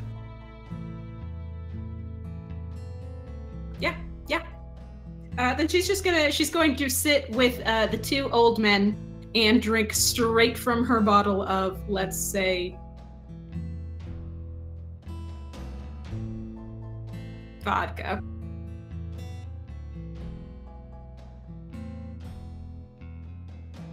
Where'd Spira go? Did someone move Zibs? I don't know. Maybe.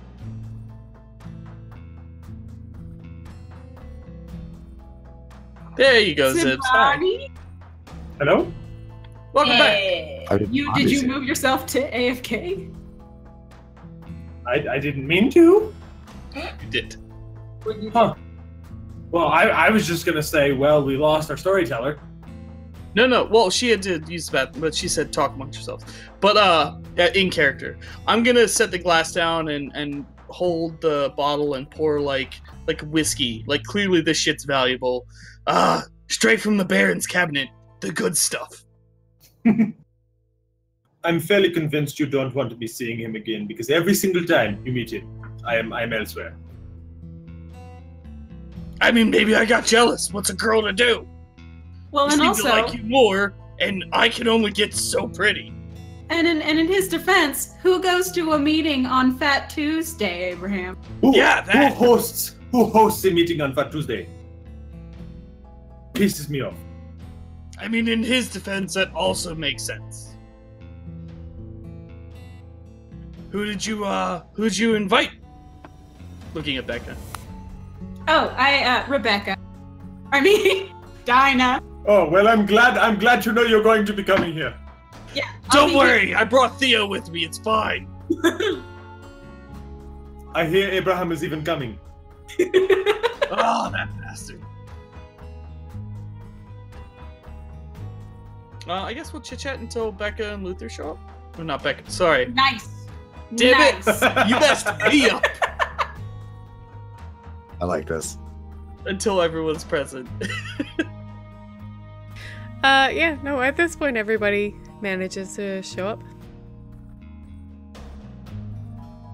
As I'm letting them in and like letting them, Dinah and Luther get settled, I'll like lean over to Rebecca. Did you actually want the boys here? Like, do you want me to tell them to go home? They can have the alcohol, they're paid well. I did not expect you to bring actual boys. You can do, I was gonna say do whatever you want to the boys, but that sounds wrong. But like let them do, I have no opinion about the boys. I don't know if you're trying to like get some or whatever your kids do. I don't need my uncle's help for that, Theo. Look at the boys! Are you saying they're not sexy? He's actually yelling. Dinah comes in and is like, all right, par for the course here. This is fun. See, this is why we always come whenever we're invited. It is never gets done. Up and gives Dinah and Luther like a nice hug, hello, and then immediately turns back to Theo and says, "I've looked. I don't have to keep looking all night, do I?" Well, at this point, they're looking back at you unless you lower your voice. What? I'll look at the guy sitting up at my makeshift bar. Bottles on me. Thanks for showing up. Apparently she's on her period or something. You can go home. That's right! Get the fuck out of here! Lady! Young lady! Watch your language, please. I will not have this talk in my tavern. Sorry. You are grounded for a week. Get the flip out of here, please. Excuse my friend. Flipper. Okay, I'm assuming they leave. Yes. It is. You're trash talking him for the rest of the night if you like. No. They leave. So what's left are Luther, Abraham, Dinah, Theo, and the lovely mage, Rebecca, in the quiet space of Theo's messy townhome. Several of you have, basically all of you actually, have some interesting news from the last 48 hours. Before we get into any of that, I'm going to pull the program out of my pocket and hand it to Dinah. I found a few talented artists for you. Oh, well, thank you, Abraham. Rebecca's gonna take The ones that are not underlined. Rebecca's gonna take a nice big swig and then set her bottle down. And so, can we talk about vampires for a second? Is that okay? We talk about vampires. That is a taboo subject here. You know, I'm a Toreador. I enjoy talking about myself, so. No, taboo Hold on, subject. what's a vampire? I've only been called a zombie. In fact, most of my smell conversation like one. involve them, so this is preferable. Yes. Do you guys not fucking watch television? What is going? The prince didn't know what Life Alert was, and you guys all just follow him. We don't watch fucking television. I think the kids call it porn, though. Also, Prince didn't know what Life Alert was. I had to explain to him how geriatric people needed it. most of viewing hours are pretty late at night, and it's not exactly the most entertaining. Well, that's perfect infomercial hour. He should at least exactly know when that one. infomercials show up. I have seen my share of Shopping Channel. All right, those faux diamond earrings that they have are quite a steal. I think Luther's point is I'm not speaking for anybody, but I think everyone kind of like nod and share the whole kind of like, you guys were born a couple centuries ago, a century at the youngest for Dinah, and it just like TV was not a huge thing. It was certainly a marvel, and you were interested in it, and maybe watch it. Especially Abraham watches like the news and stock market stuff, but like sitcoms and stuff don't like necessarily like pique your interest as much as like humans find them interesting. One time I tricked a pile of skulls into playing The Price is Right for about 8 seconds. It was magic. They were literally just old people. Oh. Sorry, I think I was on drugs or something. Also, I don't think you have to trick people on being The Price is Right. I think they want to be on Price is Right. So that's, oh no, it was just their skulls and The Price is Right. The rest of them stayed home. Let Rebecca continue. Yes, but she's just loving this conversation, man. True, but it's near game end. Oh, I'm gonna look around, pull out my phone. I'm gonna text Bjorn. Where the hell are you? We're at Theo's. I love that you guys do that anytime someone's missing. Did you not get the text? Yep. Yeah, no, Rebecca will text Bjorn. We have beads in all caps, and then maybe 2 minutes later, we don't have beads. Just okay. Well, Rebecca, you had something you wanted to talk to the vampires about. Not super duper in particular. Like she would have rather. It sounded like it, but okay. No, sorry. It was literally just that question about Life Alert. She wanted to know if vampires knew what Life Alert was. Like she will mention obviously when she hears from Petunia. But I mean, in the meantime, she doesn't have too much to cover from them, apart from like asking if they know, or I should just. Do you guys know? Have you guys heard about? I mean, any dog updates, werewolf updates? Pepes. Luther would shake his head. I think that is Bjorn's area of expertise. I don't know, but they must be causing the prince one hell of a problem, because he, and like, Theo will just look down at his drink for a second, and he'll be like, he asked for a meeting with me. Oh, really? What? Yeah, I know, it's fucking rare, and I try to keep it that way. Yeah, like all of you kind of be like, Yeah, What it did he looks say? like our party left quite the impression on his mind. And that's what I was wondering if I could have the help of you find people with, if maybe we could keep it in the circle. Okay. What exactly do you want me to do? I don't want you to do anything. But apparently there was a whole lot of disappearances in the city. None of them important, which I found suspicious, and the prince is thick and was more worried about numbers, but, you know. Apparently a lot of people went missing, and a lot of vampires. So he wants me to track them down, which means he can't, which is all very perplexing. And he'll, like, look over at Rebecca. Him asking me for help is like me making it through a day without doing anything weird. Okay. Hold real quick. Theo. I think I'd like you to give me a perception streetwise roll, but at 9. I'll save you a botch. I just need to see if you succeed.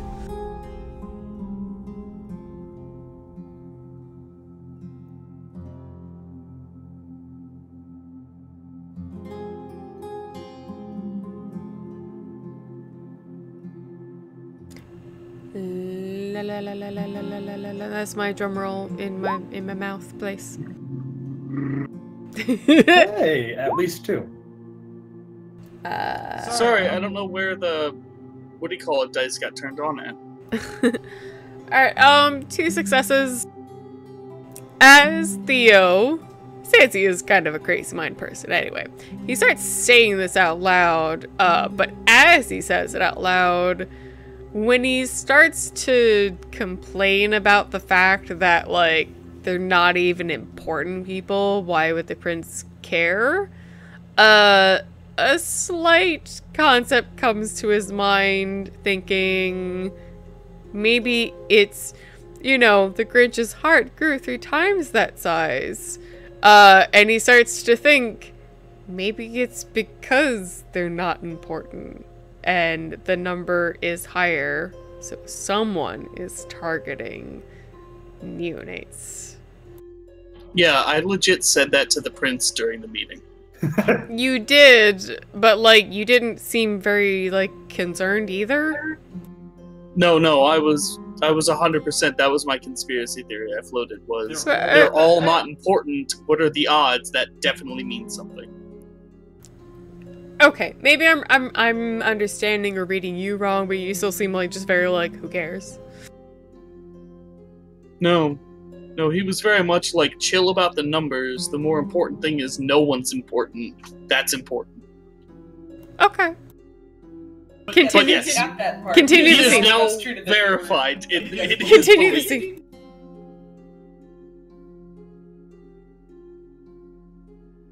All right, how do we Theo's look waiting into for a this? response. I mean, it's a list of fucking no ones. I don't know any of these people. I mean, a couple of them, I've met people, humans. The vampires, I don't fucking know who they are. They're not important enough on my radar, or not important enough to be fun. They're like medium and, like, perfect mediocre. Could I perhaps have a copy of this list? Same. Yeah, I think all of us are going to need a And list of by those. this I mean, just grab a pen and some paper. We can make the list. You don't have to. Okay, because I don't have a copier. I was gonna ask Rebecca if she could do magic. No! Well, I don't own a printer. Mine broke back in '93. I can't make a printer! Could you be a printer? I mean, No. Is it a written list or what? Did he just show it to you? Did you come back out with it? no, I'm holding the list in my hand. Oh, you're holding it. Yeah. Never mind. Sorry. He did have a printed list from the prince. I missed that. I'm sorry. It's Donnie pretty takes a picture of it with her phone. Like, Yeah, I was gonna say, no Luther would do major that. details, basically just names of people who have reported saying, like, I showed up with this person, we went to a party, I haven't seen them since, can't get a hold of their cell phone, kind of thing. Which, part of it was taken from the police as well. Not just like the prince gets a line for all of that. He's using his resources to see these numbers. I, however, will pull out a small notebook and a pen and manually copy them down. Because, like, before you guys even start with the photo, I'm like, because I don't think of... Rebecca will take a picture of it and then also take a picture of Abraham taking notes because she finds it entertaining. That's cute. Alright, yeah. We're gonna wrap this up, so let's just get, like, last thoughts from everybody. Do you want us to act it out? Because this is role playing. Yes. No, I meant we're ending this scene. You guys are like, we're all interested kind of in this concept, so like just play that out, and that's where we'll wrap up. Now, look, I'm not the... I can find objects. I can find rare objects, but people, I don't even know where to begin finding 4 kidnapped, maybe, or lost, or what if they just wandered off? What if they are objects now and they're already dead? Or that. I'm just saying that it's just. Well, you said you were good at objects. Well, I mean, some of them are dead. I can see if I can get Tuna to do it, but Tuna's already doing things right now, so... And I know a private investigator that might be able to help. Tuna, my cat. Her name's Petunia, but I call her Tuna. She's adorable. Oh, honey. You won't get in the fucking hat. I hate that cat. Oh, Don't worry, Abraham. You can keep trying. Anyway, Tuna's Go ahead. Can I can only ask by word of mouth if any of my friends know any of these people. That's about what I can do. So if you have a better opportunity with Tuna, please do. Oh, I'm gonna let. Like I said, she's busy right now working on something for me, but but maybe after. I'm kind of gonna let my web network. I don't know. The people that I know that know other and things work their way out.